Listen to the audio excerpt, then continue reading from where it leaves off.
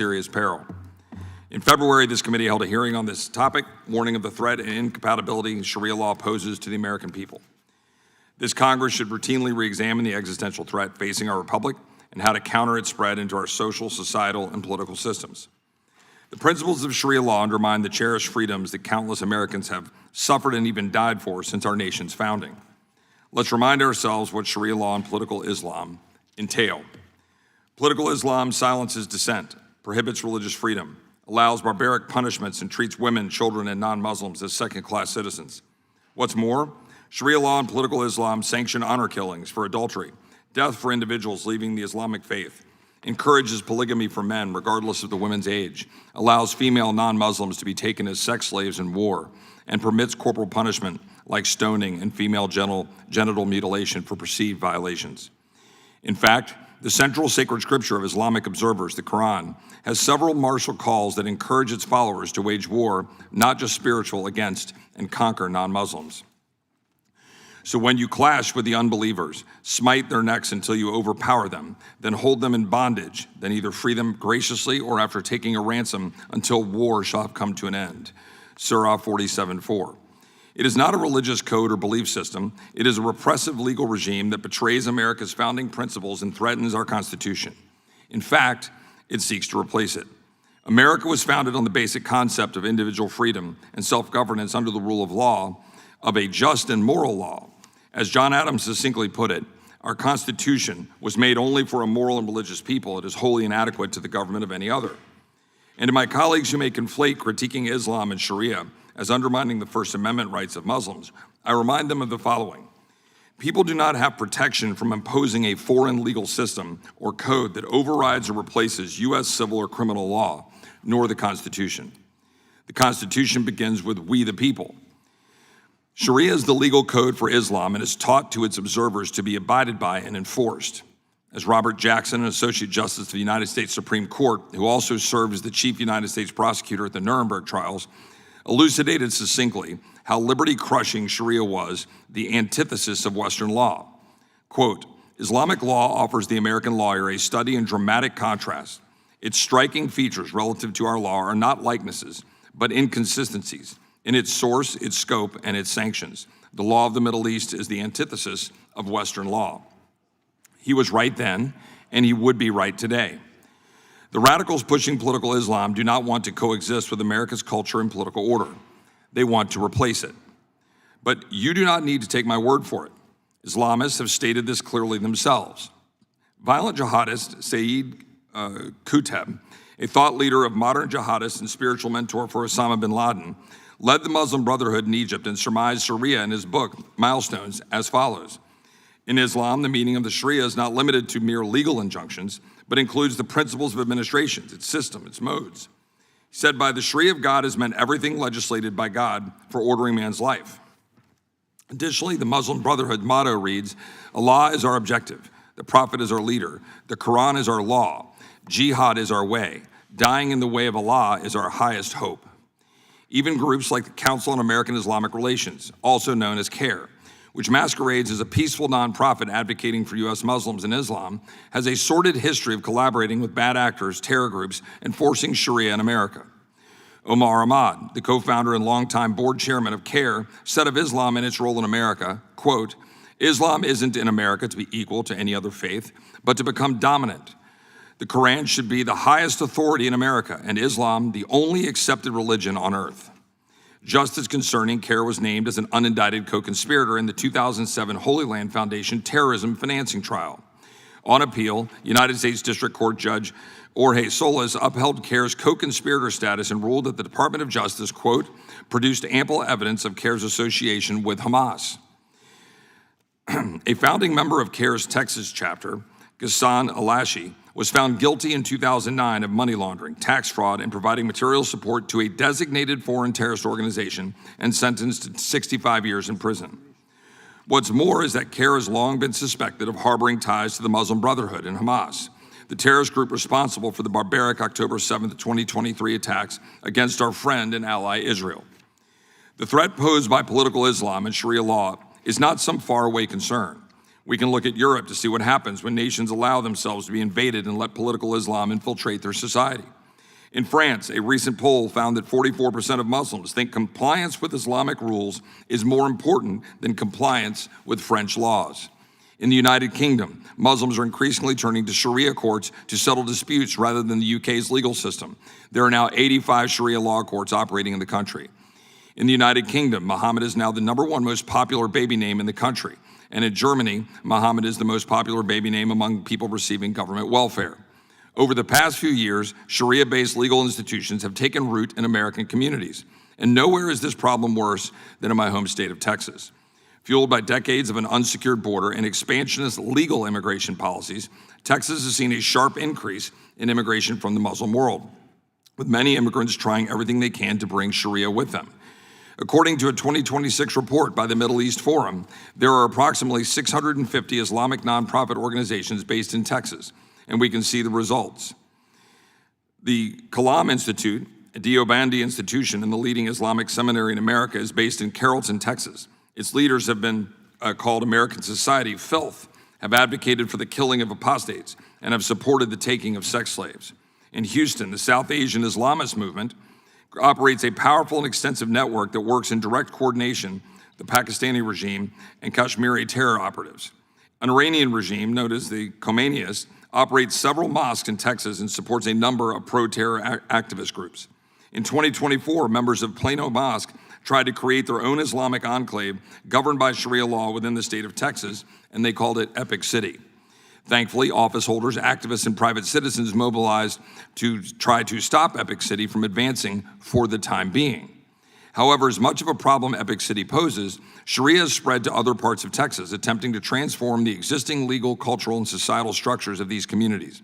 For example, in January, Texas Tech medical student Muhammad Altaba, whose father is a Syrian imam and ties to the Muslim Brotherhood, bought the Amet Elementary School campus, an abandoned school in Lubbock, and converted it into the Gleaming Unity Center Mosque in 45 days. In March, taxpayer-funded school buses from Humble ISD took more than 30 students from Kingwood to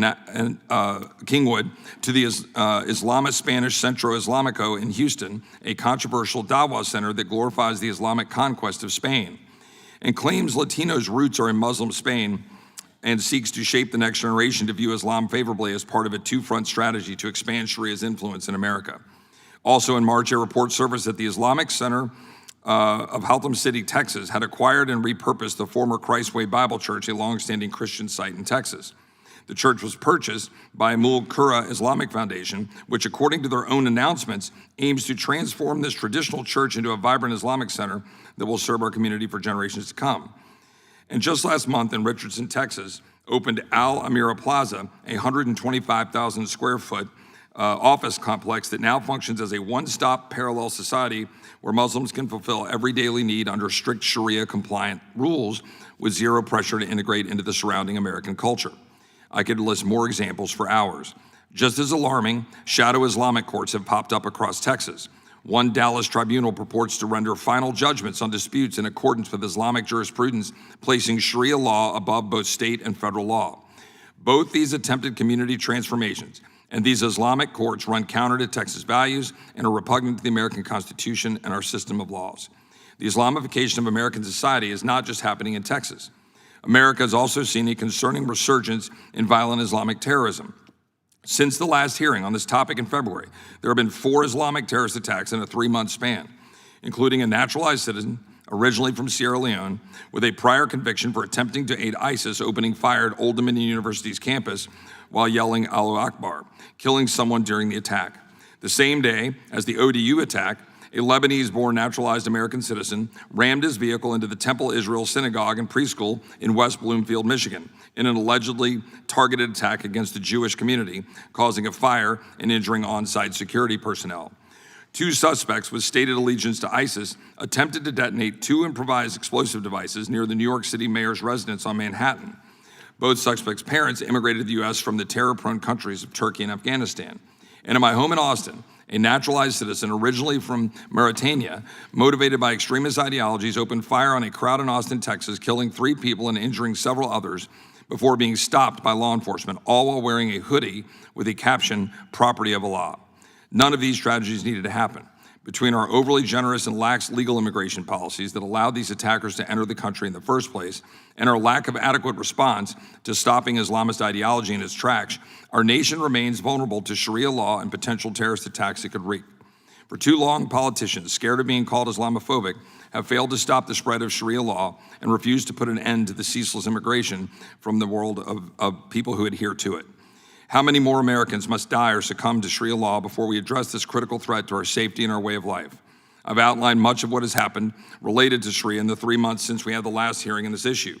We cannot wait any longer to take meaningful and decisive action. I believe American citizens are worth protecting. America's Judeo-Christian principles upon which this country were founded is worth defending. And America's founding principles generally are worth preserving. We must act now to stop Sharia law and the threat that it poses to our nation and our Constitution. I now recognize the ranking member, Ms. Scanlon, for her opening statement. Thank you. This is the second time this year that this subcommittee has been convened to hold a hearing about Sharia law, which unsurprisingly doesn't even rank on the list of top 10 issues keeping Americans up at night. Actually, it doesn't appear to be an issue anywhere in this country except in Texas, where Republican politicians are so desperate to distract voters from their disastrous economy and surging gas prices.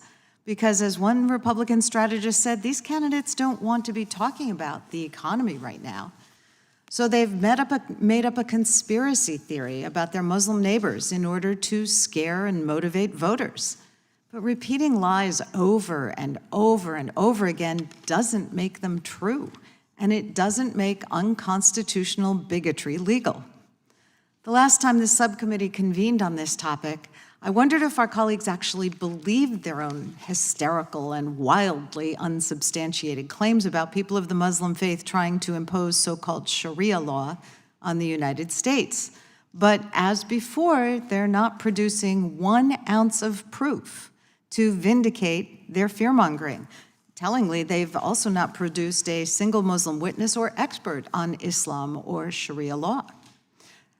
And now the only thing that's changed between the last hearing and now is that Texas's fiercely contested Republican primaries have moved into runoff elections, now just under 2 weeks away. So in Texas, this issue continues to be a flashpoint for Republican, federal, state, and local candidates as they desperately compete with one another over who can be toughest against their Sharia law fantasy. It's a threat based not on reality, but invented with manufactured alarm. Because like belief systems that guide adherents of other faiths, including Christianity or Judaism, Sharia is about individual, personal religious observance, not about shaping America's national laws. And contrary to the misleading claims that have been offered here, there's no evidence of any plot to impose Sharia law on non-believers of Islam. It's just not happening. No matter how many right-wing influencers make videos about it, no matter how many Texas laws are passed to combat it, or what legislation is introduced here in DC with flashy acronyms decrying it, there's no evidence that a proposed real estate development in the Dallas suburbs, which was initiated by members of the area's growing Muslim population, is a Sharia compound, as Texas Republicans have claimed. To say otherwise is to spread blatant misinformation. In fact, even the Trump Justice Department closed an investigation into the development, finding no basis for any violation of fair housing laws. Politicians standing up against made-up threats of Sharia law incursions are shamefully scapegoating Muslim Americans for political gain without any care for how many people end up as collateral damage to this kind of rhetoric. Because these culture wars, including desperate political stunts like scapegoating followers of Islam, have real-world consequences. Words matter, and stirring up hatred and bigotry, when that happens, real people are put at risk. Hate crimes against Muslims in particular have increased. In cynically playing on division to win an election, Republicans sacrifice the safety of the very Americans they're supposed to be trying to represent. The fact is, in this country, you can't ban a person's right to practice Islam any more than you could ban a person's practice of Christianity, Judaism, or the decision to practice no religion at all. Our Constitution, and particularly the First Amendment, which was central to its adoption in 1787, remains clear. In this country, people have the right to hold and express whatever religious beliefs they choose, or none at all. And despite the arguments we're hearing from our Republican colleagues, we know that from our Republic's earliest days, Muslims were intended to be included within the fabric of American life. Thomas Jefferson specifically referenced followers of Islam, among other faiths, in his writings about the passage of the Virginia Statute for Religious Freedom in 1786, which was one of his proudest achievements and the First Amendment's precursor. This is a core component of our Constitution that's particularly valued in my home state of Pennsylvania, which was founded by William Penn to promote religious freedom and where the Constitution was written. For hundreds of years, Pennsylvania has been home to people of many faiths and denominations, including Protestants, Catholics, Jews, evangelicals, Quakers, Muslims, Sikhs, and people of no faith at all. In my district, we have a growing cultural center, Africa Town, founded by immigrants turned citizens, many of whom are Muslim, and who have made huge contributions to our economic, cultural, charitable, and civic life. One of our most cherished American values is that you don't have to agree with your neighbor's beliefs, but no one can use the power of the government to punish or discriminate against those who do. And since this is the Constitution Subcommittee, any of my colleagues who find that principle suspicious or foreign should probably take another look at the First Amendment and the oath they took to support and defend the Constitution. Unfortunately, over and over again, we've seen this White House and its Republican allies in Congress try to use the power of the federal government to spy on and target Americans whose opinions and beliefs they don't like, whether those are religious, political, or otherwise. But Americans know, we know at our core that if the government can go after one group, it can go after all of us. And that's why people have shown up, stood up, and spoken out about this kind of activity. Instead of trying to score political points at the expense of innocent people, I wish our Republican colleagues would focus on making Americans' lives better instead of going along with this administration when it starts tariff wars, which have driven up the price of housing, cars, and consumer goods, or slashing programs that Americans rely on for better health care, housing, energy, and nutrition, and starting foreign wars that have put Americans in danger, driven up the cost of gas, or making attacks on basic liberties like free speech, free press, the right to peaceful protest, or in this hearing, freedom of religion. We should be uniting behind these fundamental principles that make this country actually great, not fueling division by going after our fellow Americans with trumped-up charges, going after our family, our friends, our neighbors, and casting them as the enemy. So I'm hopeful that we won't have a third round of this pointless hearing, but with that, I yield back. I now recognize the chairman of the full committee, Mr. Jordan, for his opening statement. Thank you, Mr. Chairman. The ranking member talked about this is, conspiracy theory and fear-mongering. It's anything but. This is looking at a real concern, and I appreciate the chairman doing that. But if we want to talk about conspiracy theory and fear-mongering, look no further than the Southern Poverty Law Center. And the full committee will have a hearing on that issue next week. They were running a scam. They were paying people. One person, one source, they paid over $1 million to promote and create the hate that they told their donors they were actually fighting. What an operation they were running. You talk about fear-mongering and conspiracy theory, there you have it. And we'll be looking at this issue next week. The Biden Justice Department used the Southern Poverty Law Center to train prosecutors, setting them up as the standard for evaluating what's a hate group, what's not. So if you want to talk about conspiracy theory and fear-mongering, we'll get to that. That's all happening on the left. And the prime example is the organization that is now being investigated by the Department of Justice. So I appreciate the chairman and the work he's doing on this important issue, particularly in his state of Texas, and look forward to hearing from our witnesses and thank them for being here today. And with that, I yield back. I thank Chairman Jordan. I now recognize the ranking member of the full committee, Mr. Raskin, for his opening statement. Mr. Chairman, thank you, and thanks to our witnesses. Forgive me, but didn't we have this exact same hearing not that long ago?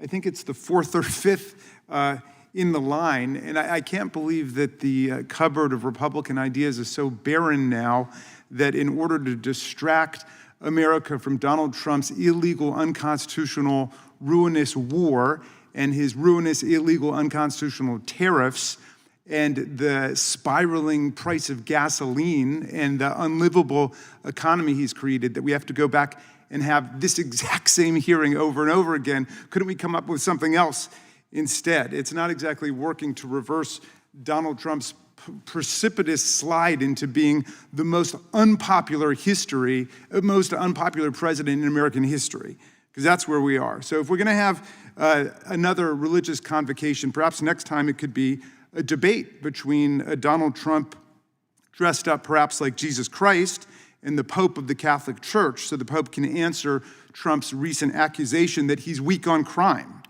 I never got that charge. After all, Trump himself is a convicted felon who's pardoned more than 1,600 rioters, insurrectionists, Proud Boys, Oath Keepers, domestic abusers, child molesters, white-collar fraudsters, and international narco-traffickers and drug dealers, and the Pope is certainly not weak on him. The Pope has made his views on Donald Trump perfectly clear, so I don't understand how why Trump is saying that the Pope is weak on crime.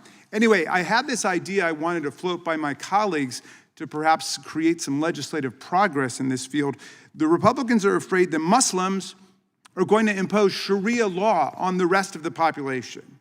Now, I'm not so afraid of that because we have 535 members of Congress and only 4 of them are Muslim, which makes it extremely unlikely. How could less than 1% of Congress impose Sharia law on the other 99%? And what's even more reassuring is I actually know some of these Muslim Americans who happen to be in Congress, and they're all civil libertarians who stand up for the separation of church and state. But even if they changed their minds and convinced all the Christians, Jews, Hindus, and freethinkers in Congress, who are 99% of the House, to vote for Sharia law, I'm sure someone on the Senate side, where there are no Muslims at all, would put a hold on it, like everything else that we send over there. So I'm a pretty good vote counter, and I don't think that there would be a single vote to establish Sharia law in the United States Congress or in any state of the Union. But anyway, I had this idea to take advantage of the fact that we all agree on this point.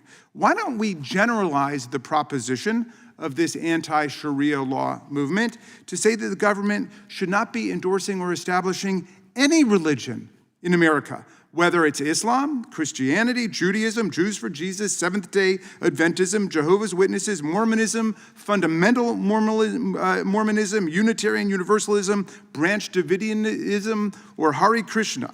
I was playing with some language and I came up with this rough cut, Mr. Chairman. It goes like this: Congress shall make no law respecting an establishment of religion or prohibiting the free exercise thereof. What do you think about that? You think that covers it? We could call the first part the Establishment Clause. We could call the second part the Free Exercise Clause. I know we could get that through the Democratic caucus. You think we could get it through the Republican conference? I'm not sure. I hope so. The problem is that we've got theocrats out there across the religious spectrum who want to elevate their own religious creeds and dogmas above the Constitution and establish them over the secular law. Take, for example, what the Texas and Louisiana legislatures recently did. They voted to endorse the 10 Commandments and post the 10 Commandments in every public school classroom in their states. I didn't even know that was necessary because I thought the 10 Commandments were doing all right after millennia. I didn't know they needed an endorsement from the Republican conference, but they went ahead and did that. Now they want to have votes in every state legislature to endorse the 10 Commandments and to post the 10 Commandments. I'm opposed to that because of the provision in the Constitution, Article 6, Clause 3, which says there shall be no religious tests for public office. That sounds like a religious test when you round up all the politicians and you ask them to vote on the 10 Commandments. And by the way, if we are going to vote on the 10 Commandments, Mr. Chairman, I do not support that omnibus Republican package. I think we should have to vote on each commandment separately. And I don't think that you should be able to vote for any commandment you yourself have ever violated, because then we'll be taking the name of the Lord in vain. One politician I spoke to on the floor about this, he said that that the 10 Commandments are the basis for the Bill of Rights. He kind of confused me there for a second. I said, well, I do know that there are 10 in each one. That's true, but let's test the proposition. The first commandment says, thou shalt have no other God before me. The First Amendment says, Congress shall make no law respecting an establishment of religion. It's hard to see how the First Commandment dictates the First Amendment. Is Sharia law incompatible with the Constitution, as the title of the hearing is? Sure. And so is legislating any other religious text, the Ten Commandments, the Torah, or the Analects of Confucius, or whatever, any religious scripture or body. The whole point of our First Amendment is that people can go believe whatever they want. The government's not going to dictate to you what your religious worship and practice are going to be. The government is out of it. So, I did not write that language, to be clear. James Madison wrote that language. He took care of your whole anti-Sharia law centuries ago. This is a complete waste of time. And he had the right idea. Madison would be appalled that the Fifth Circuit Court of Appeals just voted 9-8 to uphold the compulsory Ten Commandments display in every school classroom in Texas or Louisiana. If Louisiana can do that, it can compel display of the 5 pillars of Islam. Think about that. You really want to head down that road? The states could force display of the 10 precepts of Buddhism, the Analects of Confucius, or the 5 principles of Hinduism, if you can put up the 10 Commandments. And by the way, the 10 Commandments doesn't exist as one commonly agreed upon body of law. If you go online, you'll find like 10 or 15 different versions of the 10 Commandments. There's a Catholic version, there's a Lutheran version, there's a Jewish version, a Baptist version, Mennonite, and so on. You can, if you can compel display of 10 of them, you can compel display of all of them. There could be 100 commandments. There could be 150 commandments. So look, my friends, we don't need an anti-Sharia law, or an anti-Christian law, or an anti-Jewish law, or an anti-Hindu law. We've already got one forbidding the imposition of any religious orthodoxy, forbidding the endorsement of any religious orthodoxy. It's called the First Amendment. And everybody should familiarize themselves with it, because this is a complete waste of time what we're doing here. The government cannot establish, prefer, legislate, coerce, impose, or endorse any religious doctrine. And we don't need a special law or a special caucus to do that. And if my friends understand that, then I think they will reverse course on this movement, unless the purpose of the movement is just to demonize and vilify not a religion, but adherents of the religion. But then I would have to believe that my colleagues are actually out just attacking Muslims, attacking Muslim Americans, criticizing and vilifying them for their beliefs or their way of life. And I don't want to believe that. But I do challenge my friends to state one thing that an anti-Sharia law would do that the First Amendment doesn't already do. Tell me one thing that we would need to legislate that's not already taken care of by the Establishment Clause or the Free Exercise Clause.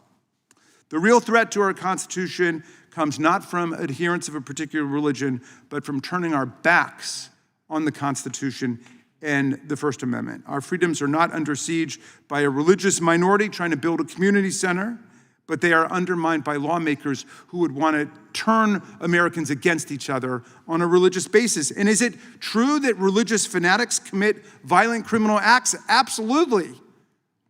I mean, you talk to any secular freethinker and they will say that every religion has produced religious fanatics who have committed violence. Take, for example, Timothy McVeigh, who was part of the Christian Identity Church, the Christian Identity Movement, trained on racism and anti-Semitism. He blew up the Oklahoma Federal Building in 1995. 167 people killed, 684 wounded. They blew up a nursery school. He was a violent, fundamentalist Christian fanatic, but you wouldn't blame all Christians for what he did, any more than you should blame all Muslims or all Jews or all members of any religious faith because of what one person or one crazed fanatic group does in their name. So, Mr. Chairman, I trust you understand all of that. I do hope we will return to constitutional principles, and I yield back. I thank the ranking member. Without objection, all other opening statements will be included in the record. We will now introduce today's witnesses. Mr. Ammon Blair. Mr. Blair is a senior fellow at the Texas Public Policy Foundation. His research focuses on transnational criminal organizations, foreign terrorist networks, hostile state influence operations, mass migration, and emerging security threats. He previously served more than 2 decades with the United States Army and as a Border Patrol agent. Mr. Marco Hunter-Lopez. Mr. Hunter-Lopez is a student at Wylie East High School in Wylie, Texas. where he is the president of the school's Republican Student Club. He also serves on the PTA board and has been involved in national, state, and local campaigns since he was 13. I believe that Mr. Hunter-Lopez recently turned 16, if that's correct. Ms. Amy Mekelburg. Ms. Mekelburg is the founder and editor-in-chief of the RAIR Foundation, a grassroots organization that advocates for American values. Her work is focused on authoritarian systems and efforts to replace democratic governance. Ms. Amanda Tyler. Ms. Tyler is the executive director of the Baptist Joint Committee for Religious Liberty, a nonprofit organization that advocates on matters of religion. She previously worked in Congress and private law practice. We thank our witnesses for appearing today, and we'll begin by swearing you in. Would you please rise and raise your right hand? Do you swear or affirm under penalty of perjury that the testimony you're about to give is true and correct to the best of your knowledge, information, and belief, so help you God? Let the record reflect that the witnesses have answered in the affirmative, and you may be seated. Please know that your written testimony will be entered into the record in its entirety. Accordingly, we ask that you summarize your testimony in 5 minutes. I'm going to start over here on the right. Remind our witnesses to turn the microphone on. Mr. Blair, you may begin your 5 minutes. Dear Chairman Roy, Ranking Member Scanlon, and distinguished members of the committee, good morning and thank you for inviting me to testify before you. My name is Ammon Blair. I'm a senior fellow with the Texas Public Policy Foundation Secure and Sovereign Nation Initiative and a consultant for the Operation Lone Star Task Force. As Representative Roy stated, I previously served as a United States Border Patrol agent in the Rio Grande Valley sector and had more than 2 decades in the United States Army. The issue before this subcommittee is not whether Americans have the right to practice religion freely. They do unequivocally. The First Amendment protects belief, worship, religious instruction, peaceful association, and voluntary observance. Texas law does the same. However, religious liberty does not create immunity from the rule of law. A crime remains a crime regardless of religion, and no religious, ideological, or political system possesses a constitutional license to violate the rights of a sovereign nation, a sovereign state, a political subdivision, private property owners, or individual citizens. The constitutional issue before Congress is narrower but foundational. The American constitutional order recognizes dual sovereignty between the federal government and the states. It does not recognize parallel sovereign systems operating outside constitutional supremacy, judicial review, equal protection, due process, or the rule of law. The Supremacy Clause, Equal Protection, and Due Process Clauses in Article 4 guarantee one supreme constitutional order in one Republican form of government. No religious, ideological, political, or organizational system may exercise coercive civil authority independent of the Constitution while claiming immunity from constitutional accountability. This distinction between protected belief and regulable conduct is deeply rooted in American constitutional law. Under the 10th Amendment and longstanding police powers doctrine, states retain inherent sovereign authority and the ongoing duty to preserve public safety, territorial integrity, property rights, institutional order, and domestic tranquility. States were never meant to function as passive subdivisions, waiting federal permission before defending constitutional order. Texas stands at the center of this national security crisis. Federal strategic assessments, including the 2026 U.S. Counterterrorism Strategy and the ODNI's 2026 Annual Threat Assessment, identify cartels and Islamic terrorism as top homeland threats. These threats overlap and reinforce one another through hybrid and gray zone operations. Texas is confronting weaponized mass migration, cartel-engineered smuggling networks, foreign-linked governance structures operating within our communities, and systemic failure across the entire immigration enforcement and removal cycle. These dynamics have produced concentrated enclaves with limited assimilation and fragmented allegiances, environments actively exploited by foreign terrorist organizations, hostile states, and transnational criminal networks. Migration pipelines now function as operational infrastructure for coercion, illicit finance, transnational repression, and foreign influence. While all eyes are on conflict with Iran overseas, that conflict is not confined to distant battlefields. It is playing out right here on our shores. Iran has waged decades-long hybrid operations in Western Hemisphere and U.S. interior, leveraging proxies including Hezbollah, Hamas, and Muslim Brotherhood-linked networks alongside cartel smuggling infrastructure. These threat networks increasingly utilize gray zone tactics operating under the threshold of armed conflict inside the United States through cyber-enabled influence operations, propaganda ecosystems, and online radicalization platforms to accelerate recruitment, coordination, and institutional influence. These networks exploit migration corridors and distribute institutional ecosystems inside the United States. They operate through nonprofits, charities, educational institutions, advocacy groups, media ecosystems, and political conditions to pursue influence, concealment, and institutional entrenchment. These networks pursue the very civilization jihadist process of settlement outlined in the Muslim Brotherhood's 1991 explanatory memorandum. That document calls for gradual institutional entrenchment to eliminate, I say, quote, eliminate and destroy the Western civilization from within, end quote, by building parallel power structures inside American society. Mass migration at scale can create operational and demographic conditions that facilitate long-term institutional entrenchment when vetting, assimilation, and constitutional integration mechanisms erode. The constitutional concern is not private worship or voluntary religious practice. It arises where systems attempt to establish coercive adjudicatory structures, assert Sharia as superior civil law, obstruct access to American courts, and subordinate constitutional protectives to alternative governing authority. Texas is confronting this reality directly, exercising its sovereign authorities, including the governor's power as commander-in-chief. Governor Abbott has designated both the Muslim Brotherhood and CAIR as foreign terrorist organizations and transnational criminal organizations. Governor Abbott has directed investigations into entities masquerading as legal courts staffed with judges issuing orders that purportedly carry authority to bind individuals to Islamic codes.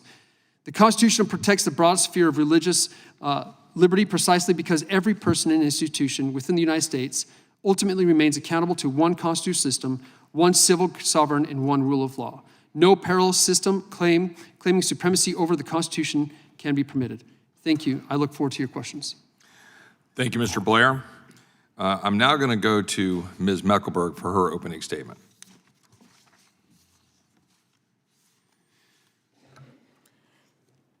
Distinguished members of Congress, my name is Amy Mekelburg. I'm founder of RAIR Foundation USA. I come before you today out of profound love for this country and at great personal cost. For 15 years, I have documented Islam's assault on Europe and its dangerous advance inside of America. For defending Western values, Islam and its left-wing allies marked my family for destruction. They stalked us, they attacked my loved ones' careers, and sent death threats. Today, I travel with armed security. A simple walk, a grocery run, opening my front door, none of it is safe anymore. Islam has taken that from me. The hardest part of this fight, though, has been watching my friends pay the ultimate price. On January 29th, 2025, my friend Salwan Momika, an Iraqi Christian who fled to Sweden to escape Islam, was slaughtered as I watched. Sweden put him on trial for hate speech, for telling the truth about the threat that killed him. Salwan predicted his own assassination. He knew because the Sharia penalty for criticizing Islam is death. A 1,400-year-old war is being waged inside our country. Muhammad, the man that Muslims call their prophet, was a military commander whose mission was to bring the world under Islamic rule. The mission cannot be completed until America falls. Islam is a hostile totalitarian political ideology using our freedoms to destroy us. To every non-Muslim, it offers three choices: convert, submit, or die. It does not stop until every court, every school, and every government on earth is under Sharia. The Muslim Brotherhood turned this imperative into a modern conquest strategy. Two seized documents, the 1982 project and the 1991 explanatory memorandum, detail their two-front plan. Build parallel Islamic societies that reject assimilation while their faithful capture our institutions. The Brotherhood wrote the playbook. Today, every hostile Islamic regime and faction is executing it on our soil. Saudi Arabia, Iran, Turkey, Qatar, Pakistan, Hamas, the Taliban. Different countries, different sects, all marching in lockstep towards one conquest. These networks operate more than 8,000 Islamic nonprofits across America, including 650 in Texas alone. They built a parallel infrastructures, mosques, seminaries, school, Sharia banks, Sharia courts, Sharia clinics, charities, media, and political networks. They have no plans of assimilating. Texas and Florida are the Brotherhood's command centers. They are the clearest example of the first strategy: build massive fortresses where Muslims can live cradle to grave under full Sharia.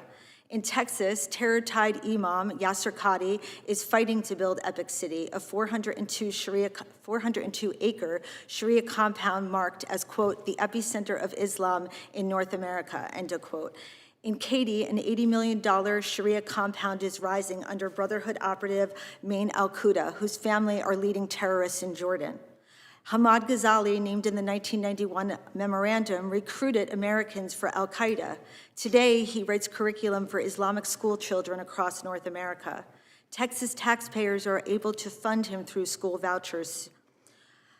Across America, the Brotherhood is buying churches and converting them to mosques. A Lubbock school became a Brotherhood mosque in 45 days. In Dallas, 2 imams who preach hand amputation, sex with captives, and stoning adulterers are suing to seize a Christian megachurch.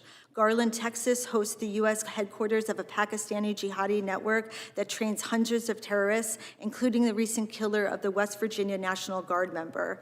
In Florida, third-generation Brotherhood leader Magda El-Khadi Salah runs a self-contained Tampa enclave.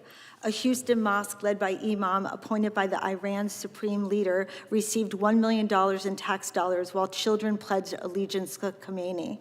Another Hamas-supporting Tex mega mosque hosted public school field trips while its imams preached that the fathers and brothers can kill adulterous daughters. Members of Congress, there is a little Muslim American girl right now born in Texas under our Constitution with every sacred right our forefathers fought and died to give her. She will never know any of them. Her own father, imam, and teachers raise her to believe she is worth less than half a man, and Islam's texts command this. If she is beaten, it is her fault. If she is raped, no American courthouse will hear her screams.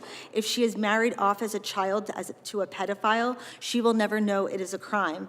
She is shielded from her birthright, raised to hate her own country, trained to subvert it. There are thousands like her and growing fast. This war's second strategy captures our institutions and cultures from within. Their operatives have penetrated our State Department, our courts, our school boards to subvert the Constitution and replace it. Hamas, doing business as CARE, has trained 50,000 lawyers, they boast of this, journalists, filmmakers, influencers to embed Islam and rewrite our history.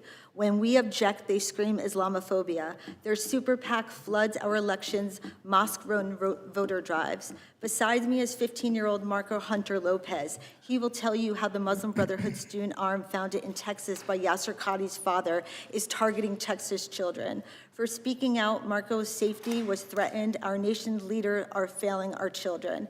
Member of Congress, the American people are awake, Washington is not. We must choose the Constitution of the Quran, America or the Caliphate, freedom or submission. All right, Ms. There is no middle ground. Thank you for your testimony, Ms. Mekelburg. Ms. Tyler, I'll give you some extra time, okay?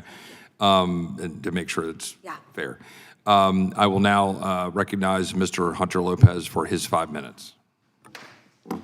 Chairman Roy, Ranking Member Scanlon, and distinguished members of the subcommittee, thank you for the opportunity to testify today. My name is Marco Hunter-Lopez. I am a 16-year-old sophomore at Wylie East High School in Wylie, Texas.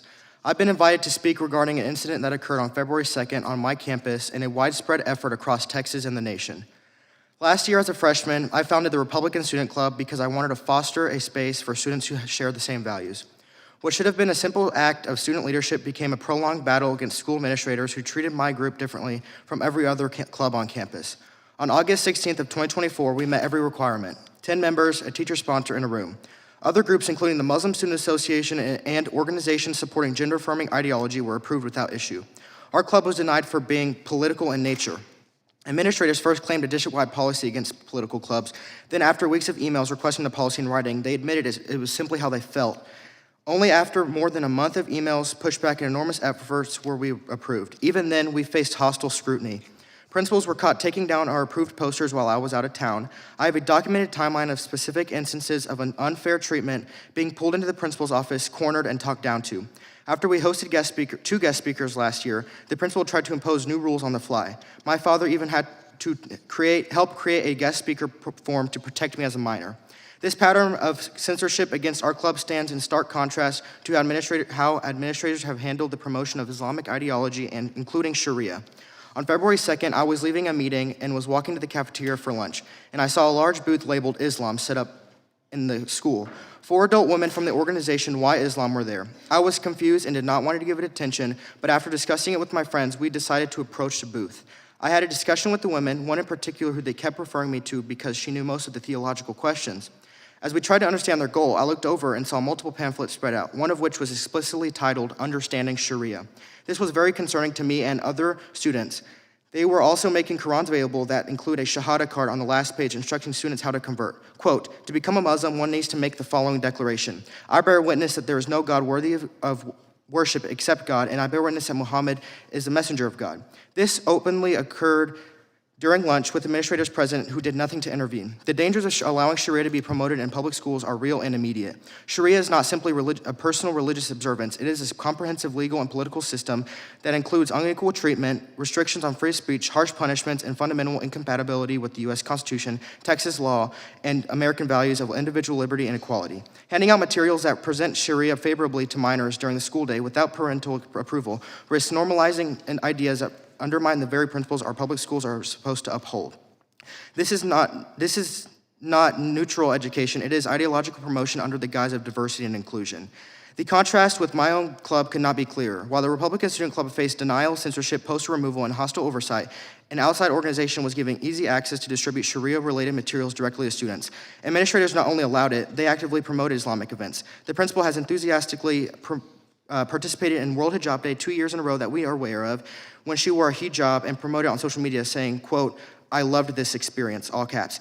The district now offers halal meals, a dedicated prayer room for Islamic observances, and has placed a Quran in at least one middle school library while no Bible is offered. Conservative and Christian student groups have never received comparable accommodations or leeway. This is not mere negligence. It is complicity through selective enforcement and viewpoint discrimination. School policies and state law regarding outside organizations, religious materials, and guest activities were bypassed and ignored. No one stopped the distribution of the materials and Sharia pamphlets in my high school. After not attending the school the next day due to safety concerns, we had to meet with the school resource officer, and 2 administrators. When my mother asked if the principal could notify teachers to keep an extra eye on me after I received these threats, the principal's dismissive "you can" revealed the lack of accountability and leadership. The administration has turned a blind eye or actively enabled the introduction of Sharia-aligned influence while censoring other viewpoints. The Why Islam organization and event has documented links to the Council on American Islamic Relations, the Islamic Circle of North America, and the Muslim Brotherhood, some of which has been flagged by the governor of Texas as terror-linked. Yet district leadership has refused to address these connections. Public schools must remain neutral. They exist to educate, not promote foreign legal systems incompatible with our own constitution or favor another ideology over another. What is happening in suburban Wylie is not isolated. If Sharia can be introduced this easily in a small suburban town of Wylie, it can happen anywhere. I urge this committee and lawmakers across the country to demand full investigations into these organizations and reject any ideology or political system that is at odds with American law. Parents and students deserve transparency and protection from ideological capture. What began as my effort to start a simple conservative club has revealed how quickly institutions can be compromised and captured when we remain silent. Thank you for your time. I'm happy to answer questions and provide further explanations from my firsthand experience. Thank you. Mr. Hunter-Lopez, thank you very much for your testimony. Thank you for your courage in coming up and testifying. I believe you're the first minor in this Congress to testify in the Judiciary Committee, and we appreciate you coming forward. Ms. Tyler, you'll have a very liberal 5 minutes for your time to keep things balanced. You may proceed. Good morning, Chairman Roy, Ranking Member Scanlon, members of the subcommittee. I am Amanda Tyler, Executive Director of Baptist Joint Committee for Religious Liberty. As a constitutional attorney and Baptist Christian, I'm honored to be here to offer testimony about how targeting individuals and groups based on religion violates our country's constitutional commitment to religious freedom for all.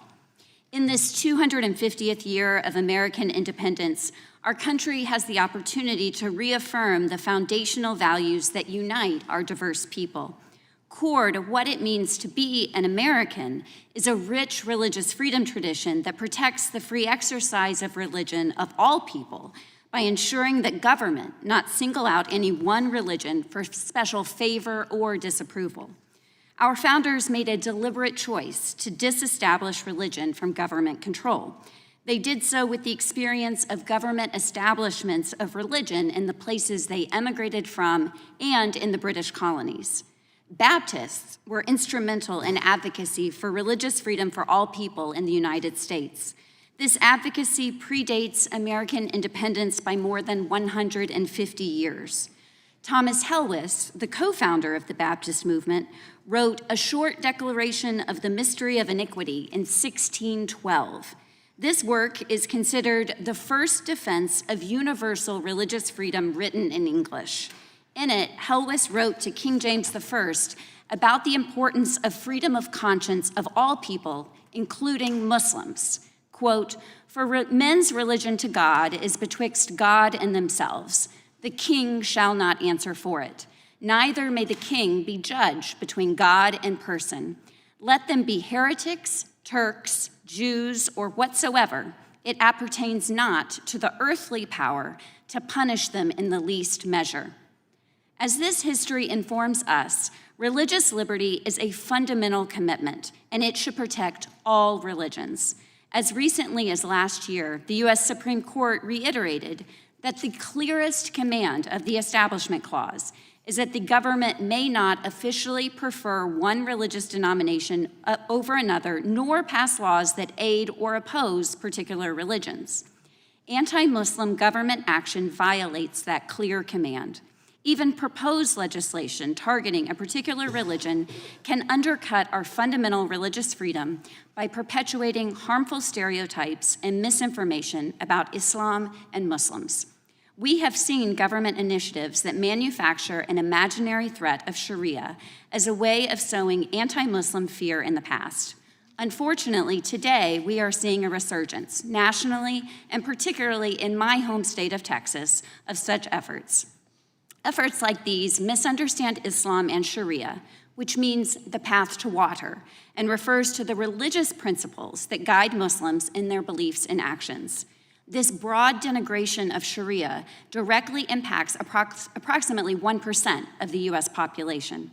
Particularly at a time of rising political violence, targeting groups based on perceived differences threatens to exacerbate tensions and contribute to a culture of fear, discrimination, and violence. The Institute for Social Policy and Understanding published its annual National Islamophobia Index at the end of 2025. It found a sharp increase in the degree of endorsement of anti-Muslim stereotypes compared to previous years. It also found that Muslims are the religious group most likely to report experiencing religious discrimination, and the only religious subgroup in which a majority reported such discrimination. This includes social discrimination among peers, as well as structural discrimination, such as employment, immigration proceedings, and healthcare.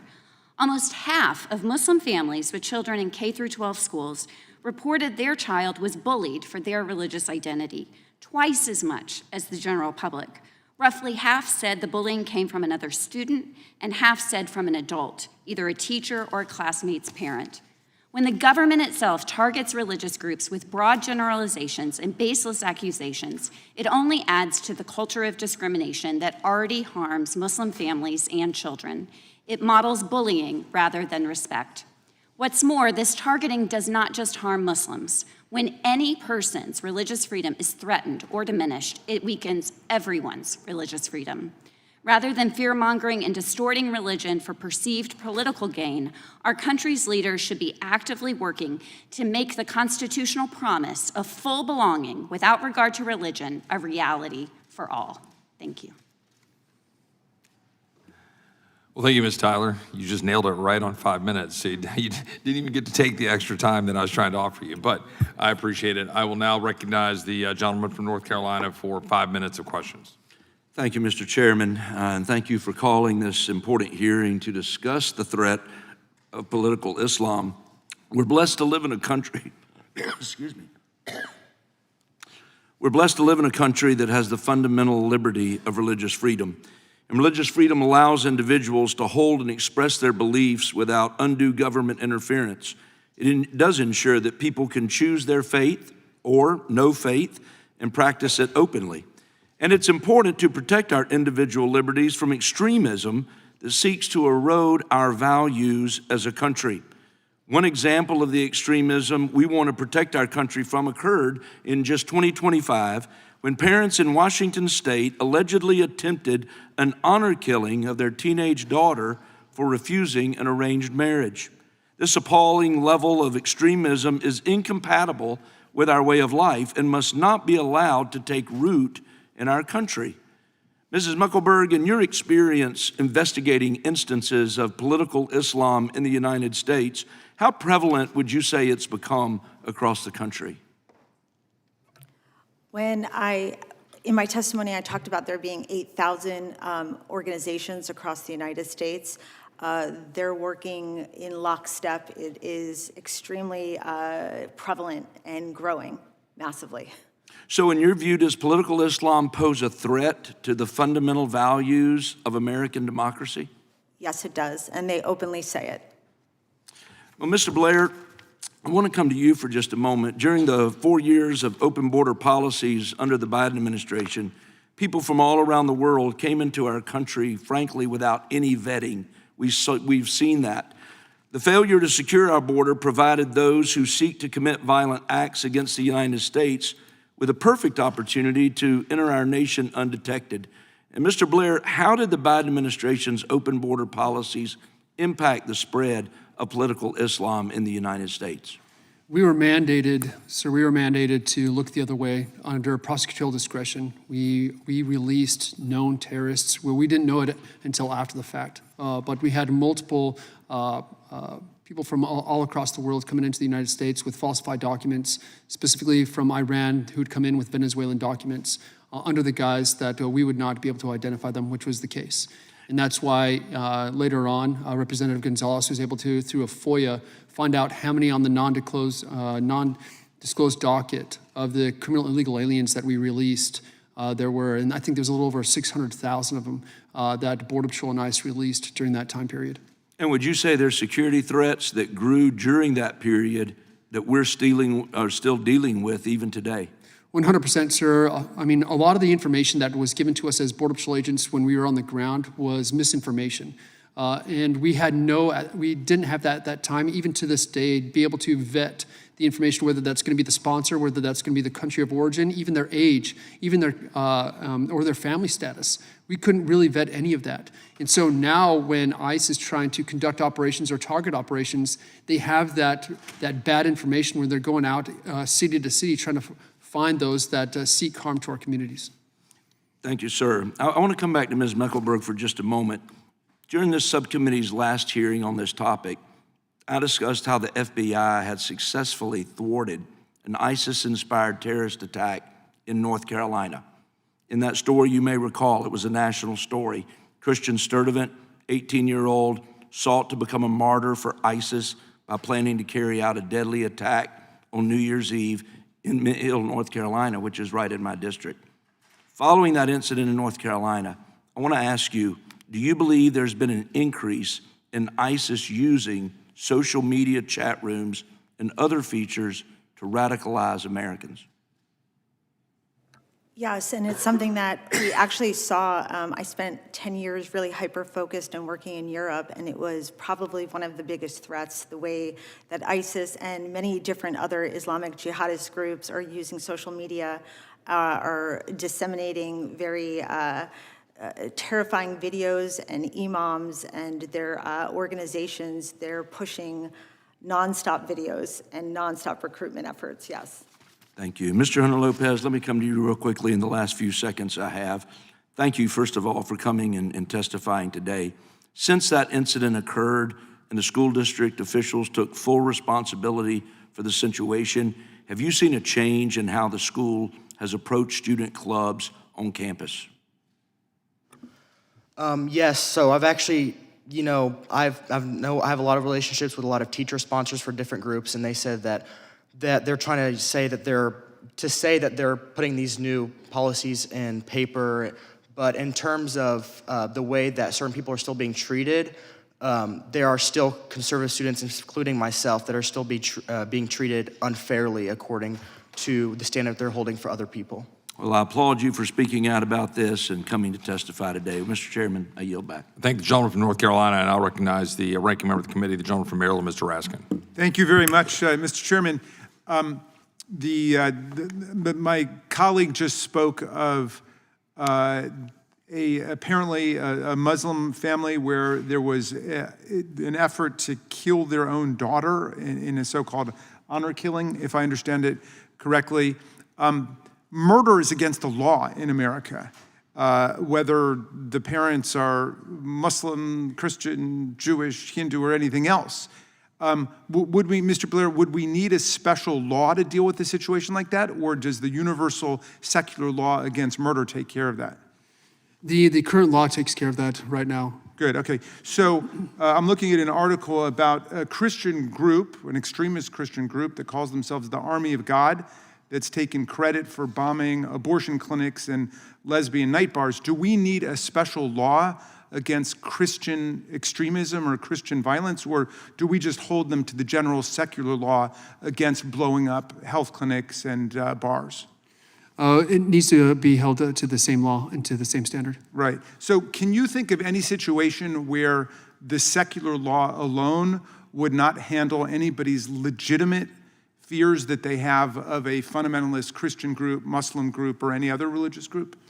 Unless it's based off of the ideology of either the district attorney or the judge themselves, whether they adjudicate or not. That's going to be the difference, whether that process itself allows for the adjudication of that crime. As I said in my testimony, a crime is still a crime regardless of the religion. Great, and stated at the level which you wrote it, I agree with a lot of what you said. You just basically said we've got to hold everybody to the secular law. Is there anybody on the panel who thinks that we need a special law addressing any particular religious population, whether it's the Muslim, the Christian, the Jewish, the Hindu, the Mormon, or what have you? Or are we just saying that everybody should be held to secular law in America? And I'm happy to open it up to anybody. Mr. Hunter-Lopez? Thank you, Congressman, for the question. I think that you keep referring to a secular law. I think it's important to point out, I believe it was 56 of the 57 Declaration of Independence signers were Bible-believing, faith, church-attending Christians. I believe it was the first original 13 colonies that required a declaration of faith. So I'm not acknowledging that. Oh, well, wait a second. Now, you're traversing my territory now, Mr. Hunter-Lopez. You brought it up. Are you aware that the Constitution of the United States does not establish a religion? It forbids the establishment of religion. Are you aware that it doesn't mention God? So the Declaration of Independence mentions God 4 times. But what I was going to say... Is the Declaration of Independence law? So Declaration of Independence was declaring our independence from the tyranny of England. Yeah. But The what I was trying to Constitution's finish the governing is law. that I'm not, suggesting that we need to go back to taking, tests or saying that you have to acknowledge. Wait, do you know religion. that But what Thomas Jefferson was denounced as an infidel who wrote the Declaration of Independence because he didn't believe in the establishment of religion, and he and Madison were emphatic about separating church and state? That's the whole glory of our constitutional design in our history, that they rebelled against centuries of religious warfare between the Catholics and the Protestants and witchcraft trials, Inquisition, holy crusades. America proclaimed the separation of church and state, what Thomas Jefferson described in his famous letter to the Danbury Baptists as a wall of separation. That was a letter, not a law. Okay, so your position is that America is a theocracy? You didn't let me finish my original statement, and I understand you have limited time, but what I was going to say is I'm not suggesting we need to go back to anything that's in writing, but what I am saying is we need to acknowledge... Well, I think we should go back to something in writing. I think we should go back to the First Amendment. Oh, yes, the Constitution, Yes. obviously, but what I'm saying is that, how I said original colonies were requiring declaration of faith to run for office. I'm not saying we have That's to go why we back to have a that. First But Amendment. what I'm saying is that we do... That's need to precisely why acknowledge- Jefferson wrote We it. do need to acknowledge our Christian heritage in America. That's what I'm trying You to... can that's what I'm acknowledge trying to whatever get to. heritage you want, but you can't impose an establishment of religion on other people. That's the greatness. I'm not suggesting that at all.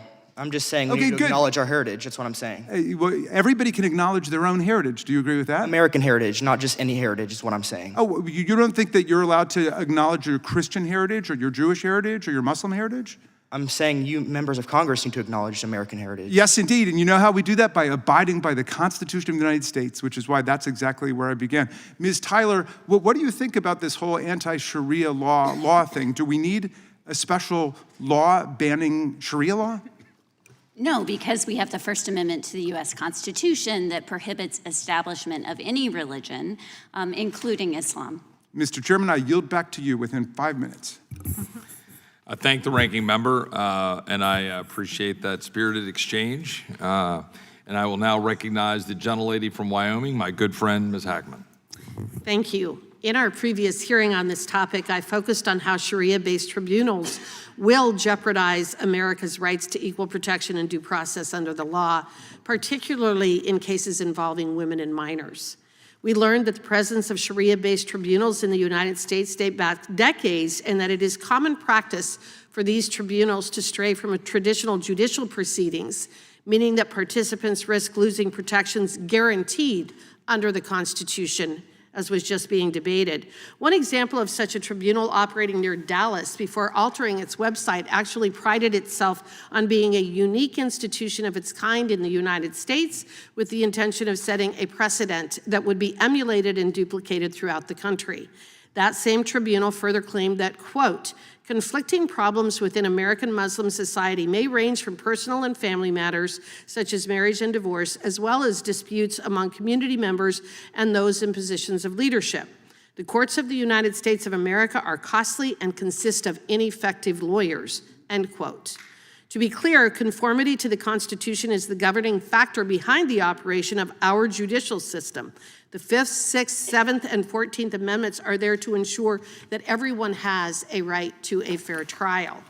While the First Amendment is intended to ensure that every American citizen can practice the religion of their choosing, it does not permit any parallel tribunal or body to supersede the role of our judiciary in the protections of those constitutional rights. Ms. Mekelburg, Sharia-based tribunals often label themselves as offering voluntary services, but is it not true that individuals have been coerced into using these bodies because of social, familial, and other community pressures? Yes, I was actually saying earlier that right now in communities all across Texas, all across different places throughout the United States, from birth to death, they now have full operational societies, that somebody could actually be born in America and never have to operate outside of and deal with any kind of non-Muslim. So within these societies, they have their courts. And if you notice, most of the imams that are the heads that are coming from outside the country are Sharia judges. And these Sharia judges hand down these different, they use many different names. They will say that they're an imam, they're a Sharia expert, a Sharia jurist, etc. But if you go and you look, these are the people who are acting as the judges within these communities. And there's an entire organization around this. If you look up the Assembly Muslim of Jurists in America, they're issuing fatwas. We have fiqh council people who are also, again, that's a Sharia judge. These are people who are putting out fatwas that you can kill apostates, blasphemers. This is happening inside America. And again, That's clearly a violation of the Constitution and the rights of the individuals who are involved in those tribunals, correct? correct. All right, and another characteristic of American courts is generally the presence of robust oversight. We have court records, decisions are easily accessible, attorneys are present, and the transcripts of proceedings are properly recorded so that we know what happens in our court system. Would you please explain how does this oversight compare to the operation of a Sharia-based tribunal? This is handled inside the community, so you'll never know of any of these things. And that's the problem that I always have with we say, when I say we're failing children and we're failing minorities and women, and things are happening in these communities that nobody ever knows of, and there is no voice for the little girl who's being born in this community. She doesn't even know what her rights are in this country that she's being born into. So again, she is answering to her family, she is answering to her imam, and she is answering to the person who is the expert in Sharia within her community. But at the same time, she's not able to fully exercise the constitutional rights that have been bestowed on her. Absolutely not. So in terms of, are there judgments or rulings cataloged? Are they consistent from one imam to another one, or one Sharia-based judiciary to another one? Yes, and I think that's why when you look up the assembly, this one body, they're handing out the different legal, it's the legal arm inside the community. But again, are there different variations that different people follow?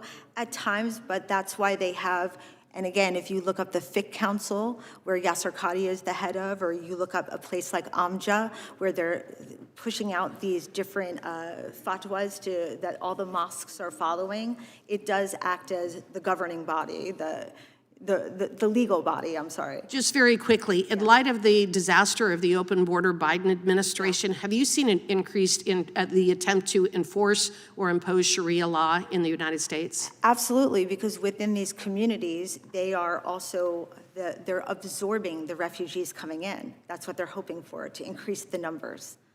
Thank you. I appreciate your testimony. I yield back. I thank the gentlelady from Wyoming. I'll now recognize the gentleman from Tennessee, Mr. Cohen. Thank you. I am the gentleman from Memphis. Tennessee has divorced me from their state, and I accept the divorce. I represent Memphis. Redistricting, which we've had in this country, and I was recently redistricted, is a bigger threat to our country than anything we're talking about here. Sharia law is not good. I'm not for it. But I think that Sharia law is where people have decided they want to be in the courts, and they agree to the jurisdiction. They're not going out on the streets and bringing people in. In the legislatures in the South, because of Donald Trump's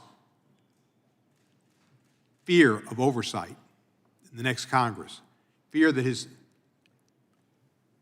extreme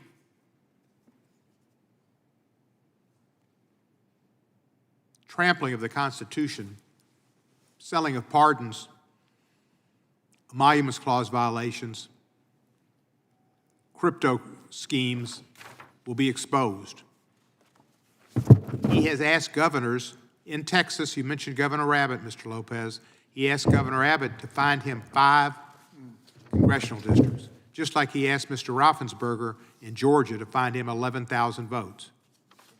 And Mr. Raffensperger heroically said no. Mr. Abbott said, yes, sir, I'll find them for you. That started off this round of mid-decade redistricting to try to create a Republican House that they couldn't get by the districts that have been made by the 2020 census in 2022, and oftentimes by Republican legislatures. It was a Republican legislature that created my district that they then struck down because Calais gave them the right to do what they wanted to do, and that's eliminate African-American majority-minority districts and turn out people, African-Americans and myself. I represent an African-American district and have for 20 years and never lost a precinct in a primary where the African-American vote is 80%. That's something wonderful in America that shows that African-Americans have voted for 20 years based on your ability to represent and your votes and your policies, not on your race.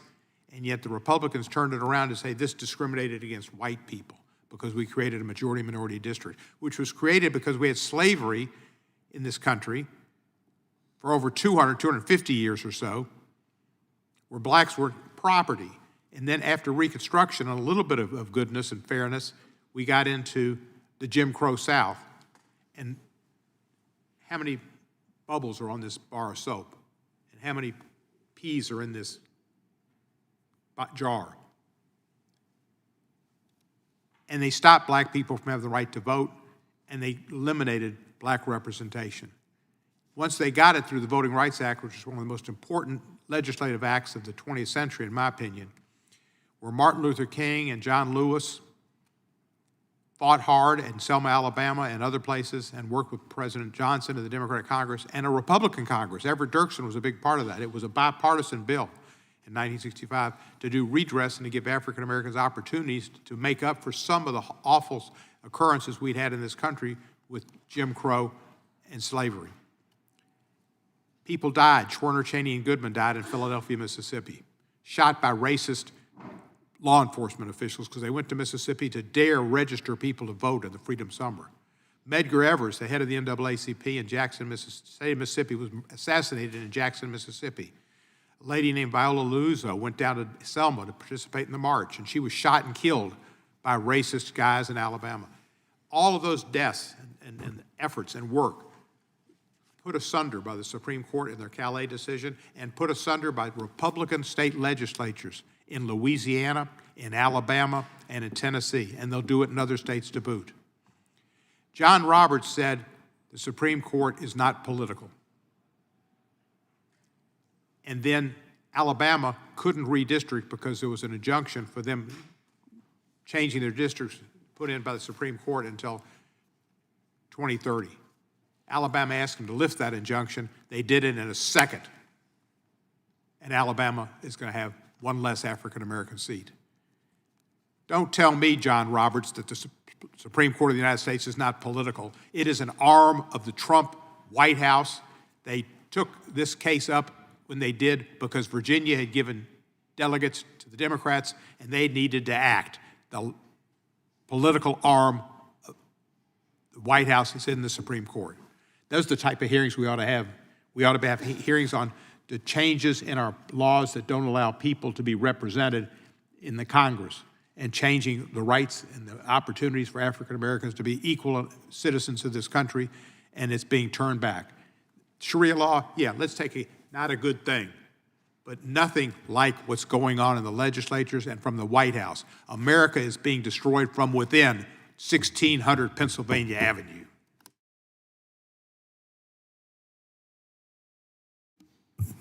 I thank the gentleman from Memphis for his comments. I would now recognize a Republican from one of the New England states, but we don't have any. So I'll recognize the gentleman from Missouri, Mr. Hunter. Thank you, Mr. Chairman, and thank you, Mr. Chairman, for holding this very important hearing. Ms. Tyler, you represent the Baptist Joint Committee for Religious Liberty. That's correct.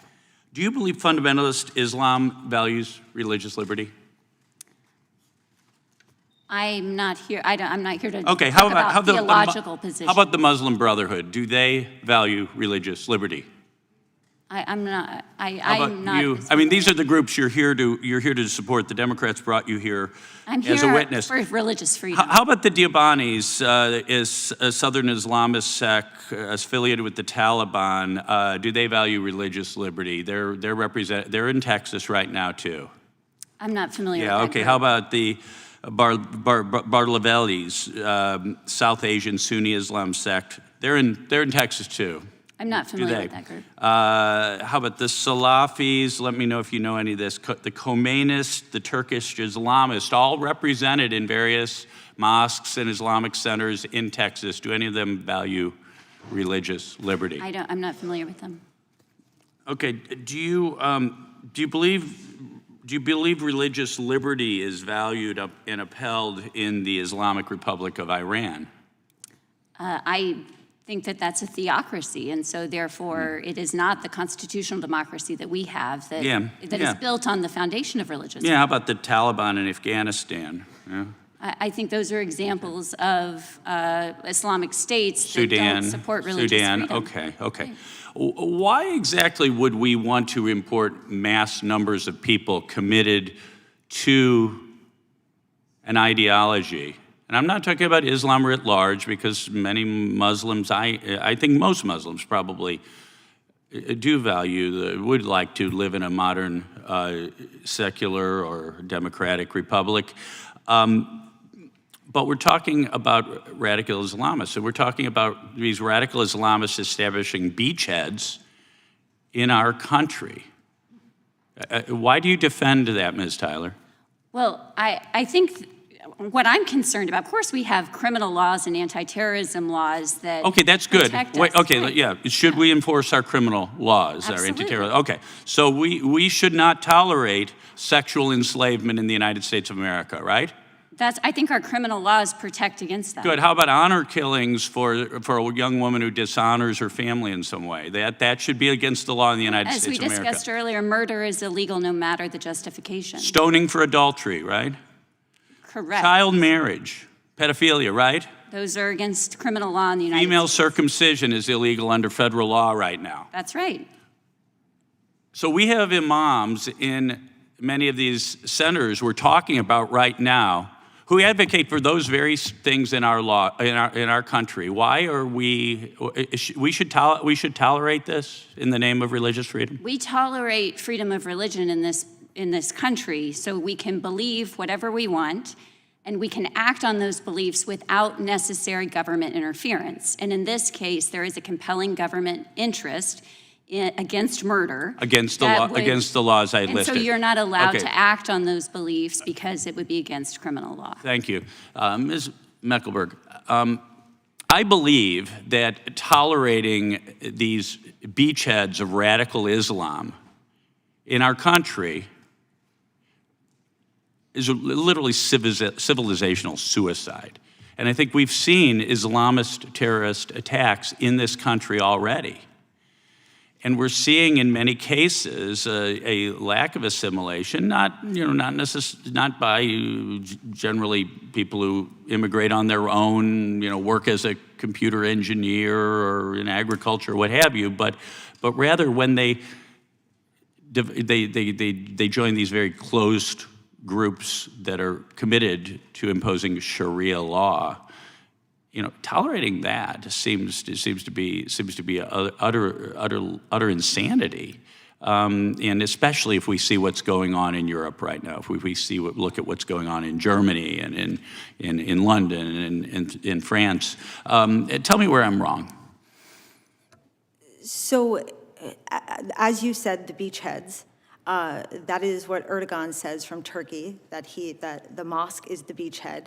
When you hear CAIR speak about the mosque, they speak about that being their infrastructure, where all things are launched out of. They are having these closed societies. The goal is, and that's why you'll see with most mosque expansion projects happening in Texas, they are expanding and they are making these enclaves where all things emanate from that mosque. And if you see, and you look in Germany, as you were just talking about, Erdogan had sent hundreds of imams to head up the mosques that were from the Turkish government, that a lot of them were then found out to be spies. And we're seeing in this country, whether it's Saudi Arabia, whether it's Iran, they're all sending their proxies here. And then they're coming and they're having the closed societies, and they are the beachheads, as you said. Thank you. I yield back, Mr. Chairman. I thank the gentleman from Missouri. I now recognize the gentlelady from Washington. Thank you, Mr. Chairman. I have a lot of respect for the chairman of this committee. We work together on a lot of issues, but it is bizarre to me to listen to this hearing. Honestly, now we've suddenly made all mosques the beachhead of terrorism across the country. This is a very important religion around the world, and certainly here in the United States. Islam is a very, very important religion. And I go to Mr. Cohen's comments about why we're holding this hearing again. This is a redo, by the way. We've done this before. We're doing it again at a time when we have so many pressing issues that we should be addressing in the Constitution Subcommittee.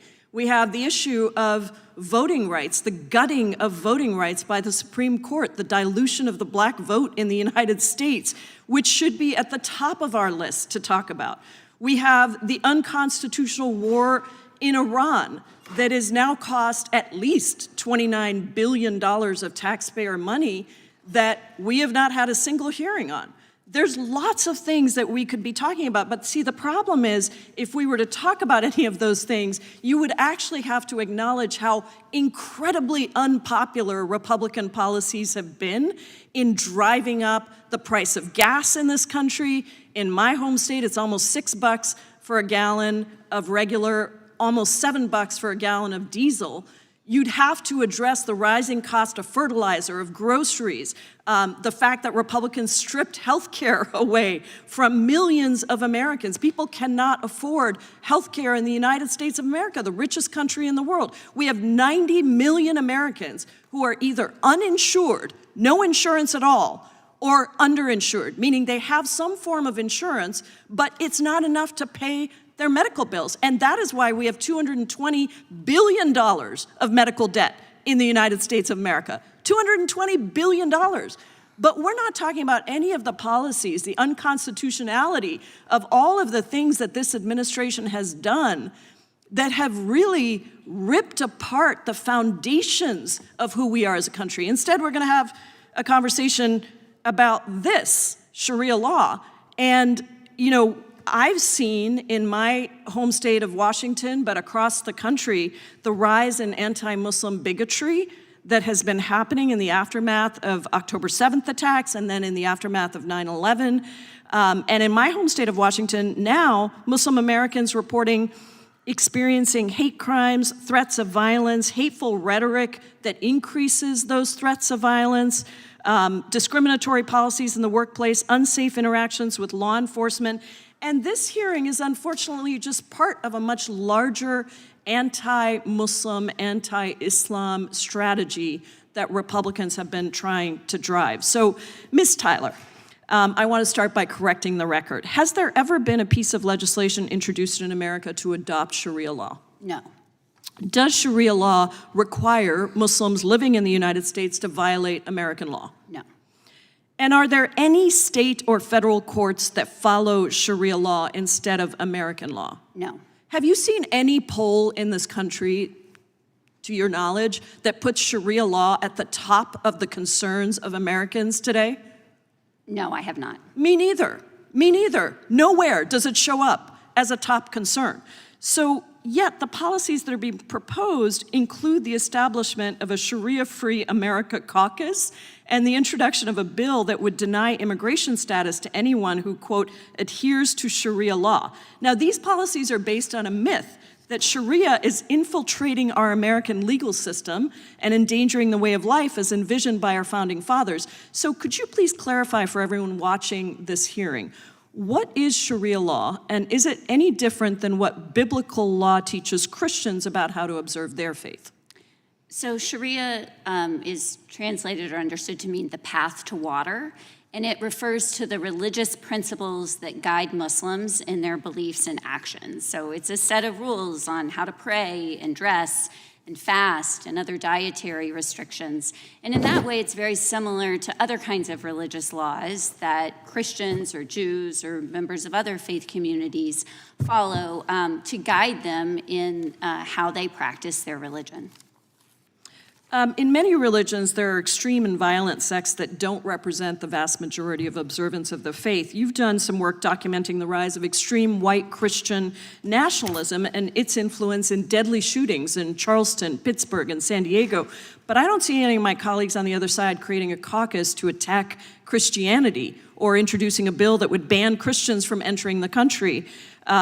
Instead, they want the 10 Commandments to be posted in every public school, and we have Trump administration officials like Secretary Hegseth openly declaring that, quote, America was founded as a Christian nation and remains a Christian nation in our DNA. What does that tell us about what's really going on?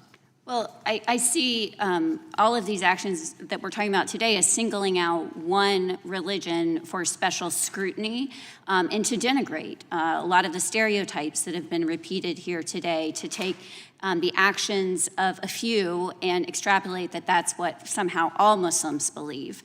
When we would never, as Christians, say that, for instance, like the killer at Mother Emanuel AME Church, who claimed that he was there because of his religious beliefs, we wouldn't say that that extrapolates to all Christians. And so it is a double standard and a very harmful one that causes violence and discrimination against our Muslim neighbors. And undermines the principle of religious liberty. I thank you, Mr. Chairman, for your indulgence. I yield back. No, I thank the gentlelady from Washington. I'll now recognize my friend and colleague from the great state of Texas, Mr. Gill.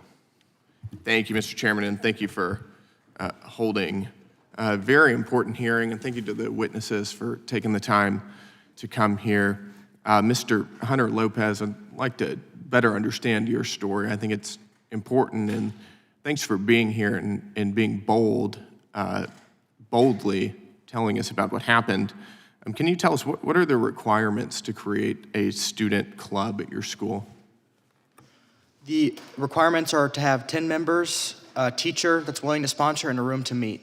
And did the Republican club that you formed meet those requirements? We did on day one. It did, and was your club allowed to be created? No, we were actually notified that we were denied due to political nature, even though other ideological groups, including groups promoting gender-affirming ideology, were approved. Why do you think the school had such a sort of obvious double standard? I'm not sure if it's the educational establishment. It could be any of those. It could be the principals that have been in the system for a while. They just don't want conservative values. I think it's a trend we've seen with, how Charlie Kirk was on campuses and on high school campuses. I think that they think conservative values are a threat because they're true. And how has the school administration either encouraged or supported World Hijab Day?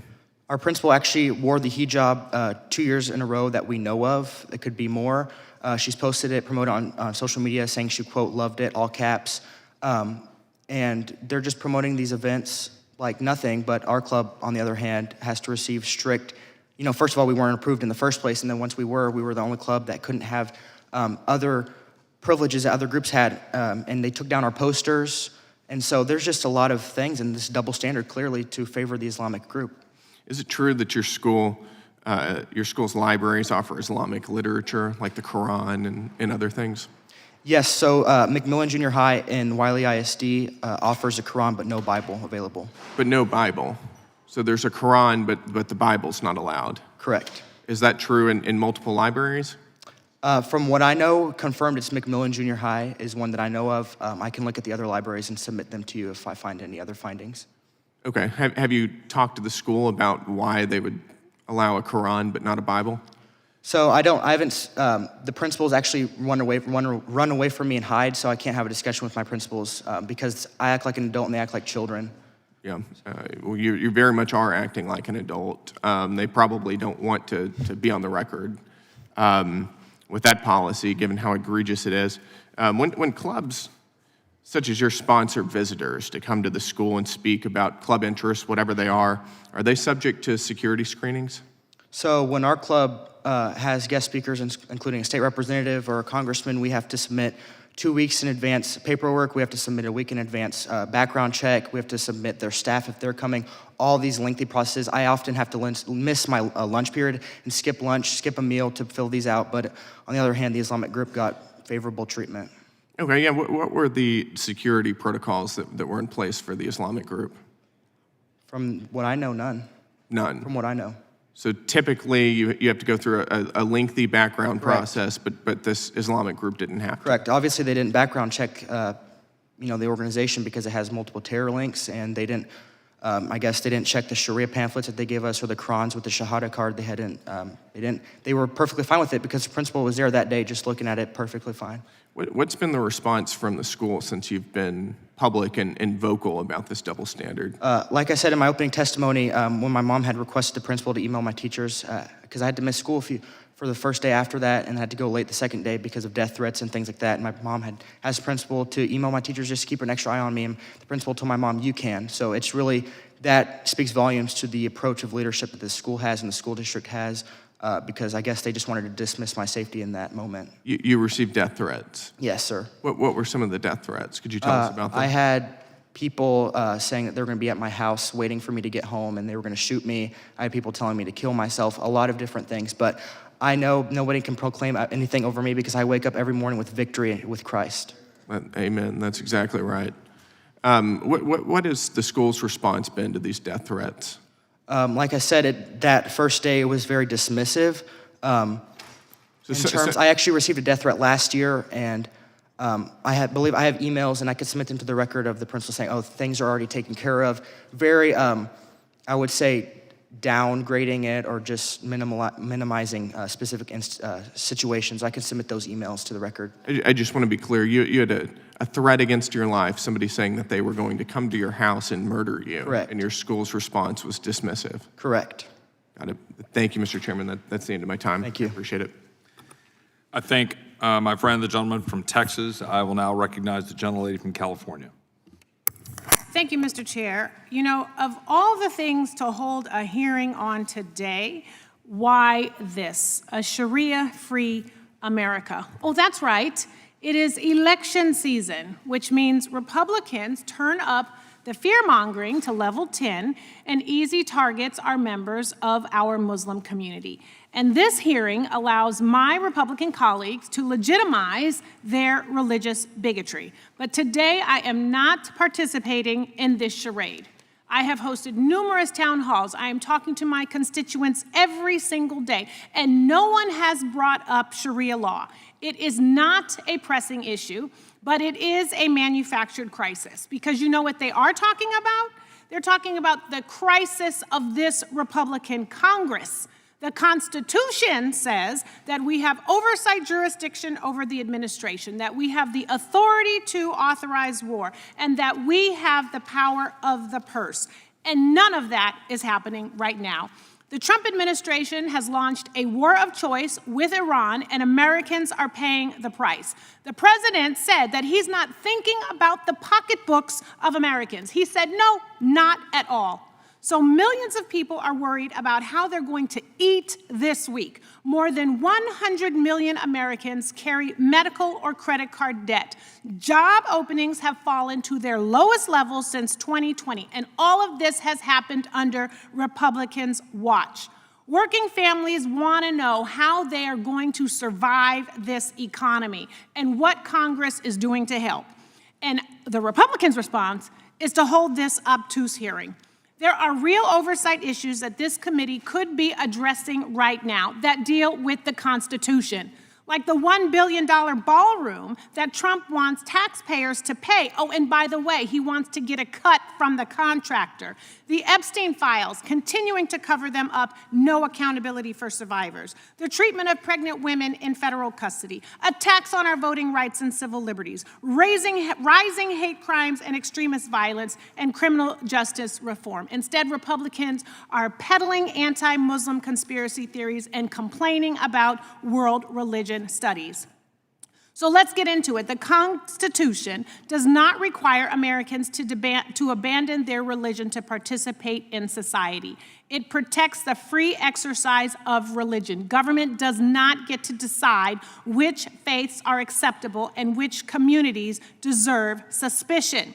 For many Muslims, Sharia simply refers to personal religious guidance about prayer, fasting, charity, or family life, not some attempt to replace the United States Constitution, and suggesting otherwise unfairly paints millions of Americans with a broad and dangerous brush. So the religions that I know about are Christianity, Catholicism, Hinduism, Buddhism, and Islam, and all are premised on peace. And real talk, any religion can get radicalized. And Christianity is being radicalized and weaponized right now, so we could talk about that. The Tree of Life Synagogue massacre in Pittsburgh, Dylan Roof massacring black parishioners in South Carolina, the murder of Minnesota Rep. Hortman and her husband, the massacre of Sikh temple members in Wisconsin, the radically charged plot to attack the Baltimore power grid, all violent crimes committed by radicalized white evangelical extremists. So you talk about American values, and Ms. Mekelburg referenced that women are less than half a man, that, well, you know, we're denying women health care. You talked about failing our children. Well, we're doing that here, cutting SNAP benefits, cutting access to education. You talked about marrying pedophiles. Well, we're covering up the Epstein files. Islam's not doing that. The American government is doing that. And you know what? I'm not safe on the streets either, and it has nothing to do with being Islam, which I'm not. It's about being black. You talk about Saudi Arabia. Well, let's talk about Jared Kushner getting $2 billion from Saudi Arabia. No one seems to be concerned about that. So if we're going to get into it, let's get into it. But the American people deserve committees that hold hearings grounded in facts and not bigotry. And there has been zero evidence that Muslim Americans are attempting to impose religious law on the United States. Last I checked, people are just trying to figure out if they have enough money for gas and to buy a dozen eggs. And with that, I have some UCs that I want to enter into the record, Mr. Chair. Gentlelady is recognized. Thank you, sir. From the Scientific Study of Religion, Christian Nationalism, and Violence Against Religious Minorities in the United Without States. objection. A quantitative analysis. From PRRI from May of 26, no quarter, American Evangelicals and Political Violence. Without objection. From the Center for American Progress, 2020, How White Supremacy Returned to Mainstream Politics. Without objection. And lastly, from the Conversation, August 2025, active clubs are white supremacies new dangerous frontier. Without objection. Thank you, and with that, I yield back. I also have a unanimous consent request. I'd like to insert a statement for the record from our colleague Keith Self, my colleague from Texas, titled Sharia-Free America, Why Political Islam and Sharia Law Are Incompatible with the United States, Constitution Part 2. Without objection. Gentlelady from Pennsylvania. Yes, I have a unanimous consent request. I ask unanimous consent to enter into the record a statement from Representatives Carson, Omar, Tlaib, and Simon, all of whom are Muslim American members of Congress. Without objection. I also have a unanimous consent request to enter into the record statements from the following organizations voicing strong opposition to today's hearing. A coalition letter signed by 35 organizations that work to protect and advance religious freedom and civil rights, CARE, the U.S. Council of Muslim Organizations, and the Interfaith Alliance. Without objection. Yield back. I'll now recognize my other colleague from Texas. Wait, hold on. Oh, just I'm one more sorry, give me 1 UC. second. Yeah, sure. Forgive me. This is by Jessica Waters. It was in MS Now, and it's about the violent threats that she received after testifying before this committee in the questioning of Mr. Gill, May 8th, 2026. Without objection. I'll now recognize the other gentleman from Texas, my good friend, Mr. Hunt. Thank you, Mr. Chairman. Mr. Lopez, you're a 16-year-old sophomore at Wylie High School. Did you ever imagine that your high school in Texas, of all places, our great state of Texas, of course, would become a breeding ground for pro-Sharia material and Islamic conversation? I would never imagine that we would have a hearing questioning the legitimacy of terror-linked organizations going to schools. I would never believe we would have this, but that's America we live in, and it's a sad situation. Do you think there's an incongruency in the way you are treated as a Christian in your school, and the juxtaposition of that in the way that your school is welcoming Sharia law and Islamic doctrine? Yes, there's a clear double standard. It's a shame that we are here today, and I'm sorry that we have failed you, but this is why we have this caucus, because we're going to make sure that we get this right and everybody is treated fairly regardless of your race, religion, or creed. To some people in this room, what I'm about to say may sound a bit controversial, but it's not controversial because it's true. America is a Christian nation. We're founded upon Christian values. Our founders believed that our rights did not come from government, but they came from God. Those ideals shaped our institutions, our culture, our laws, and the very moral foundation and fabric of what I know is the greatest country in the world. Now, America is also a country that welcomes people from all backgrounds of every culture and faith. That's actually what is a part of our greatness. And as somebody like me that fought in combat to ensure that anyone could come to this nation and believe what they want to believe and believe in the First and Second Amendment rights, I welcome that more than you could ever believe, because I laid my life down on the line to ensure that that would happen. But let's be clear about something. Assimilation to American values and ideas matter. When we begin importing belief systems and cultural values that are fundamentally incompatible with the principles that build this nation, we should not be surprised when the social fabric begins to fray. Let me be clear. This is not hateful. This is not racist. This is not xenophobic. And I can show I'm not racist. I've been black for like my whole life, for like 44 years. I say the Sharia law has no place to usurp our Constitution in these United States of America, and especially in our schools, and especially in our public institutions. America's legal system is rooted in the Constitution and equal justice under the law, not religious extremism or parallel legal systems. We have learned from many of our colleagues on the left that this tends to be how they tack in this general direction. 10 Commandments, not allowed, bad. Islamic pamphlets, good. 10 Commandments, bad. Free Qurans in schools, good. 10 Commandments, bad. Understanding Sharia law, brochures, good. This is the hypocrisy that we Christian Americans are quite sick of. The same people who mock or marginalize America's founding values suddenly become deeply tolerant when the ideology in question is directed against Western traditions and institutions. Meanwhile, Sharia law is normalized and distributed to children in school, while expressions of traditional faith are treated like a threat. Here's how things should work. Math, yeah. Free Qurans? No. History? Yeah. Sharia brochures? No. Science? Yeah. Shahada cards? No.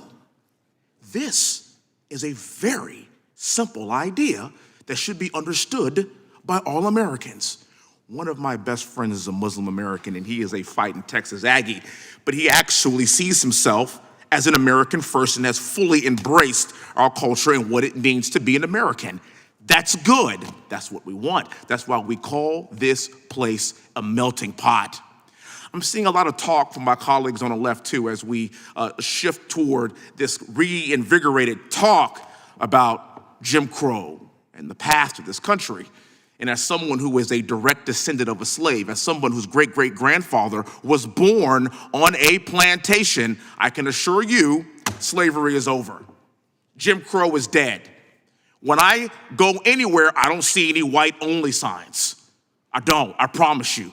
I am a black man that represents a white majority district in Texas. The great-great-grandson of a man born on a plantation stands before you today as a proud conservative Republican from Texas, as a believer and follower in Christ, and as a believer in what this country can be if we allow equality for not just Muslim Americans, not just Buddhist Americans, but also Christian Americans like yourself. God bless you, young man. You give me a lot of hope for the future of this country. Thank you for having the courage. I yield back the remainder of my time.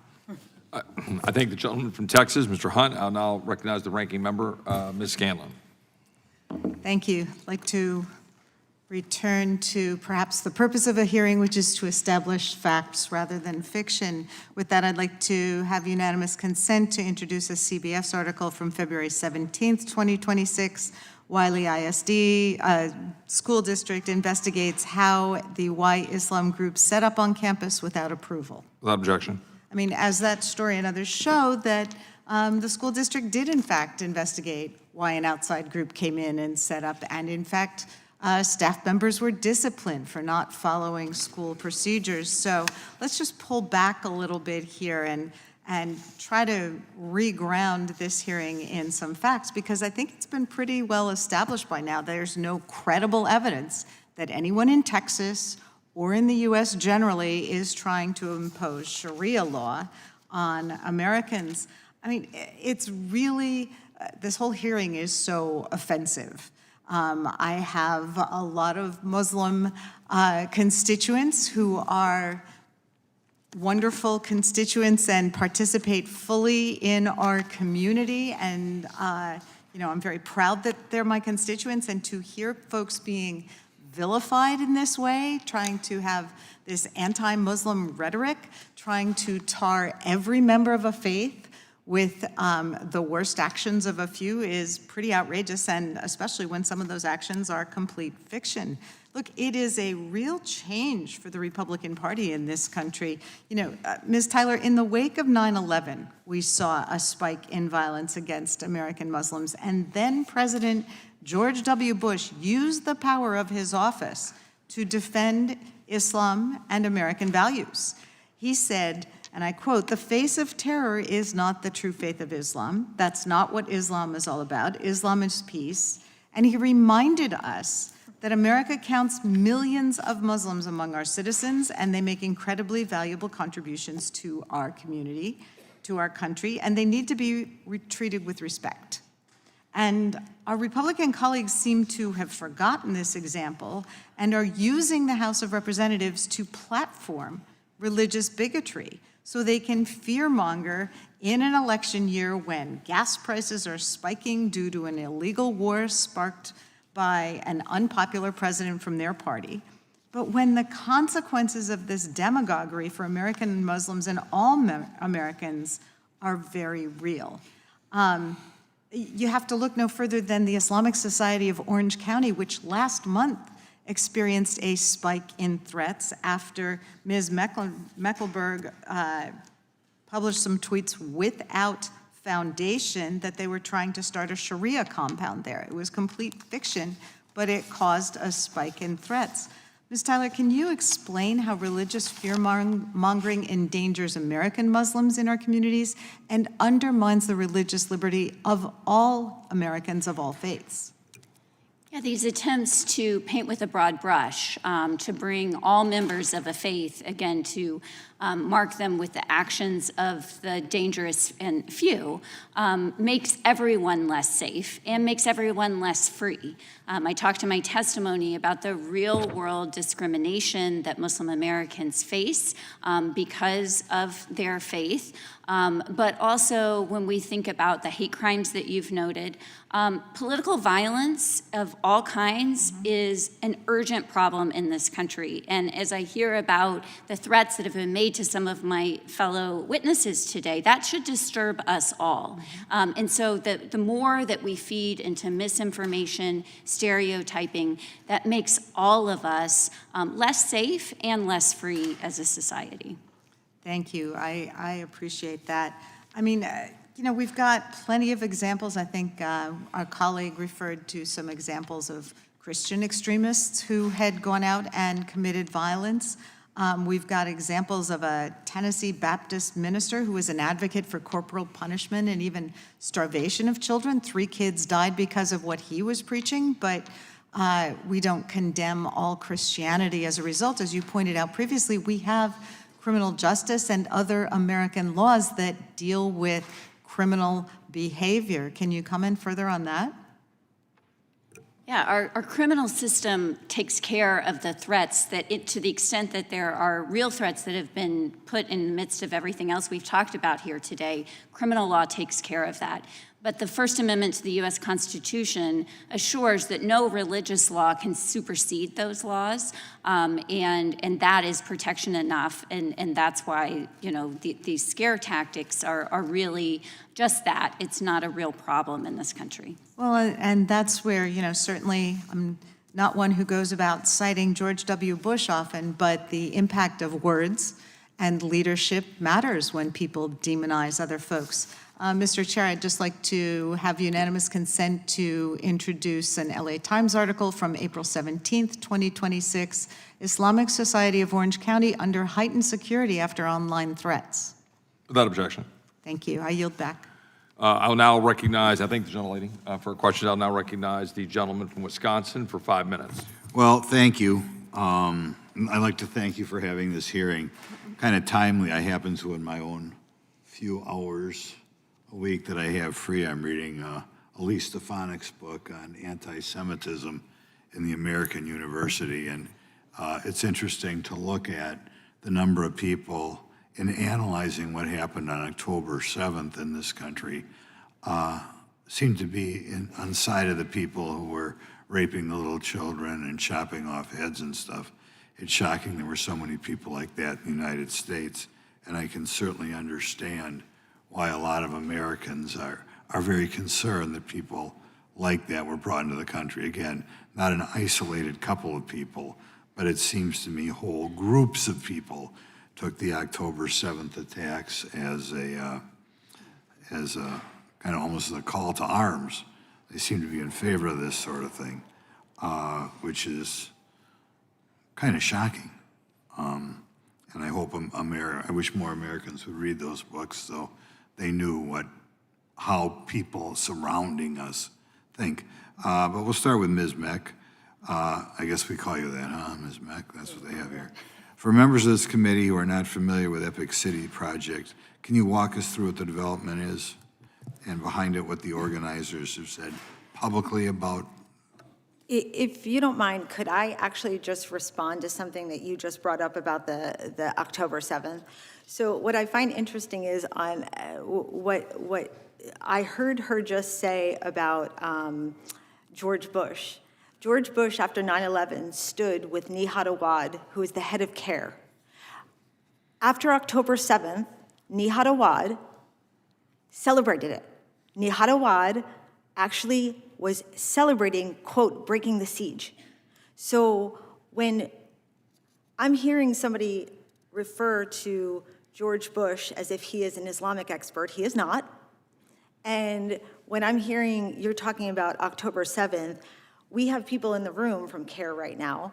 We have people who are from CARE who have somehow managed to make themselves the victim of October 7th.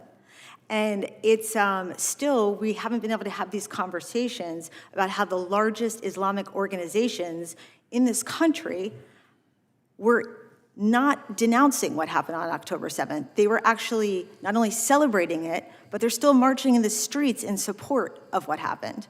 So It's shocking that these people would be left in this country. shocking.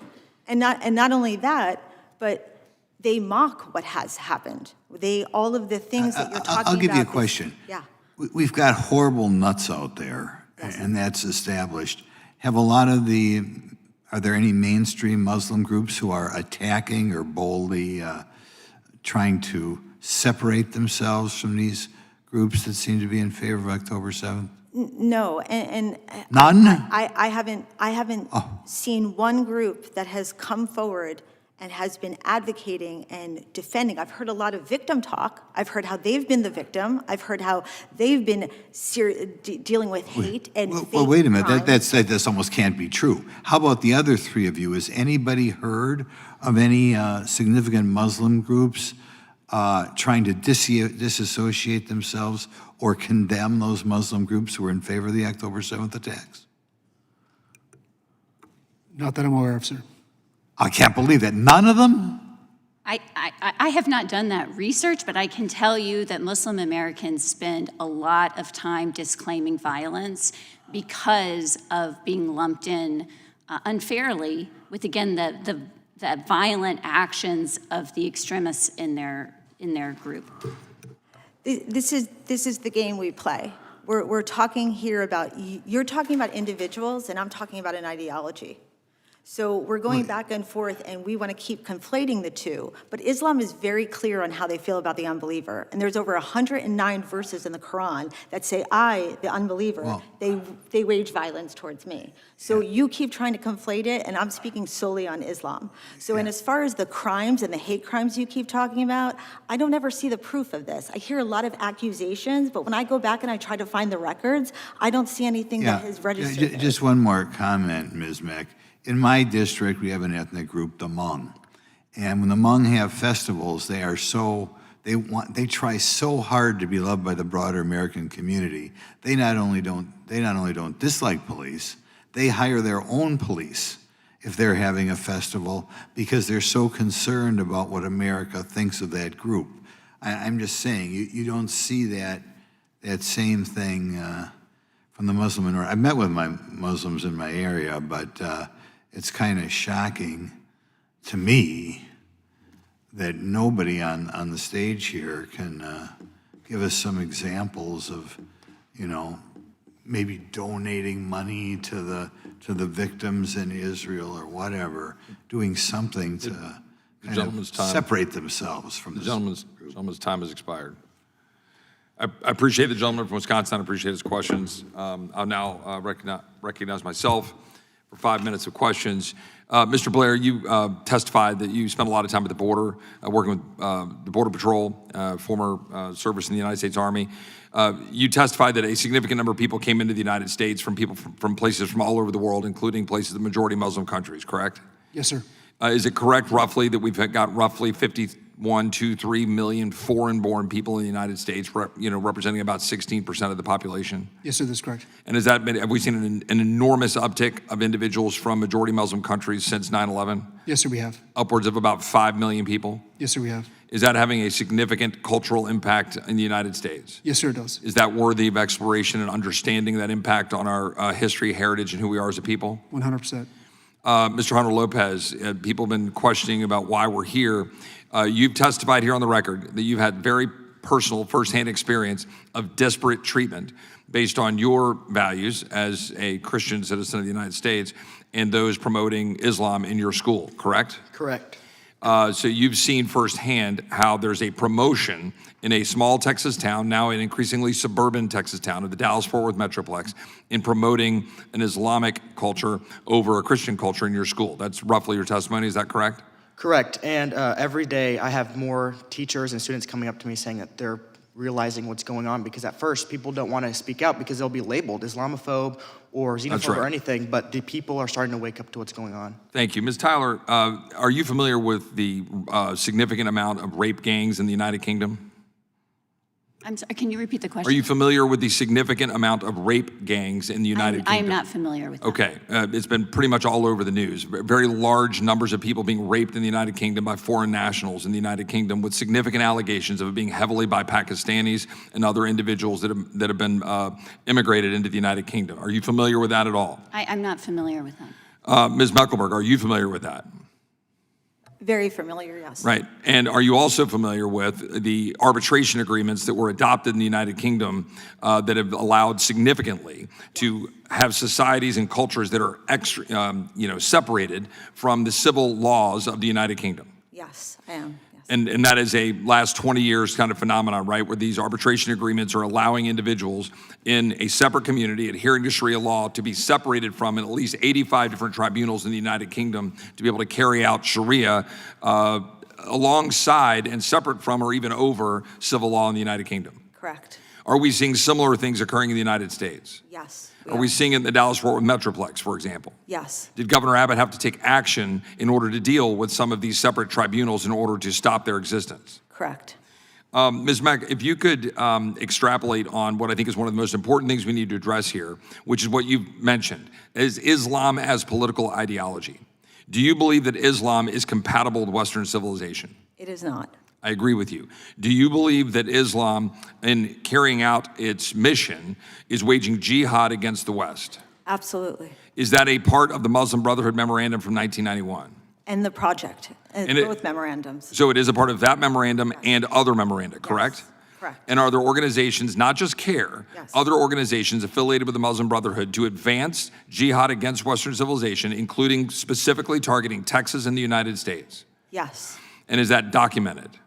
100%. Are there imams that are active in Texas and throughout the United States that are similarly championing such jihad against the West to carry out the tenets of Islam? We have them in their own words, yes. And you've put those online, they're out for display. You've seen words from imams in the United States saying precisely this language. All across the United States, but very heavily in Texas. And so I'm going to give you the last minute here to close about your concerns about why this matters. I'm trying to put a bow around all of this. We've had a massive immigration, a massive cultural shift, direct impact on schools, for example, in the state of Texas, and a very clear mission tied to memoranda and individuals that have been, frankly, associated with the Holy Land Foundation prosecutions, other terrorist organizations, CARE, known unindicted co-conspirators, and now we see what's happening around the country. The last 30 seconds for you to put a bow around this. So what concerns me is we've imported an ideology that we have absolutely no education on, and we have seen all across the country. I'm seeing politicians here today that are working with them. I'm seeing people who I don't know whether you know or not, but they're infiltrating our society. They have come here to take over the society. They've written it down in the project in a 12-point plan. You can read it for yourself. It's written down in the memorandum. They've come to make this country, like they've made countries all across the world, Islamic. So if we do not take action, we've already seen what's happened in Europe, we are going to be worse off than the UK because we have the thought leaders in this country, and they are waging jihad on our society. I thank the gentlelady. And I'd the ranking request member, that Ms. Taylor get her extra minute now if there's anything she'd like to respond to. The ranking member has asked for an additional minute. Out of courtesy, I will do so. I will point out that I've given significant extra time to go over. I did so for the gentlelady from Washington. I did so for the gentlelady from California and others in order to have extra time. I'm trying to make sure that I'll do that. But out of request from the gentlelady from Pennsylvania, the ranking member, I'll give Ms. Tyler a minute. Thank you. I think one thing that's disturbed me today is that we are talking about political Islam. Islam is a religion. It's practiced by 2 billion people around the world and approximately 1% of people in the United States, about 4 million people in the United States. The numbers are a little hard to pinpoint. But there's nothing inherently political about Islam. Islam, like all other religions, can be used as an instrument of the state to gain and hold on to political power. But fortunately, as we are all celebrating in this 250th year of American independence, we live in a country that's built on the foundation of religious freedom that protects everyone's right to believe or not to believe, to adhere to any religion, and that the government stays out of the way of religion. The government's role is not to dictate, and there is no establishment of religion in this country. Thank you. And I think the gentlelady from Pennsylvania, I was happy to give time. I'm going to close by pointing out that the explanatory memorandum explicitly states in black letter text, quote, a kind of grand jihad in eliminating and destroying the Western civilization from within and sabotaging its miserable house. With that, this concludes today's hearing. We thank the witnesses for appearing before the subcommittee today. Without objection, all members will have 5 legislative days to submit additional written questions for the witnesses or additional materials for the record. Without objection, this hearing is adjourned.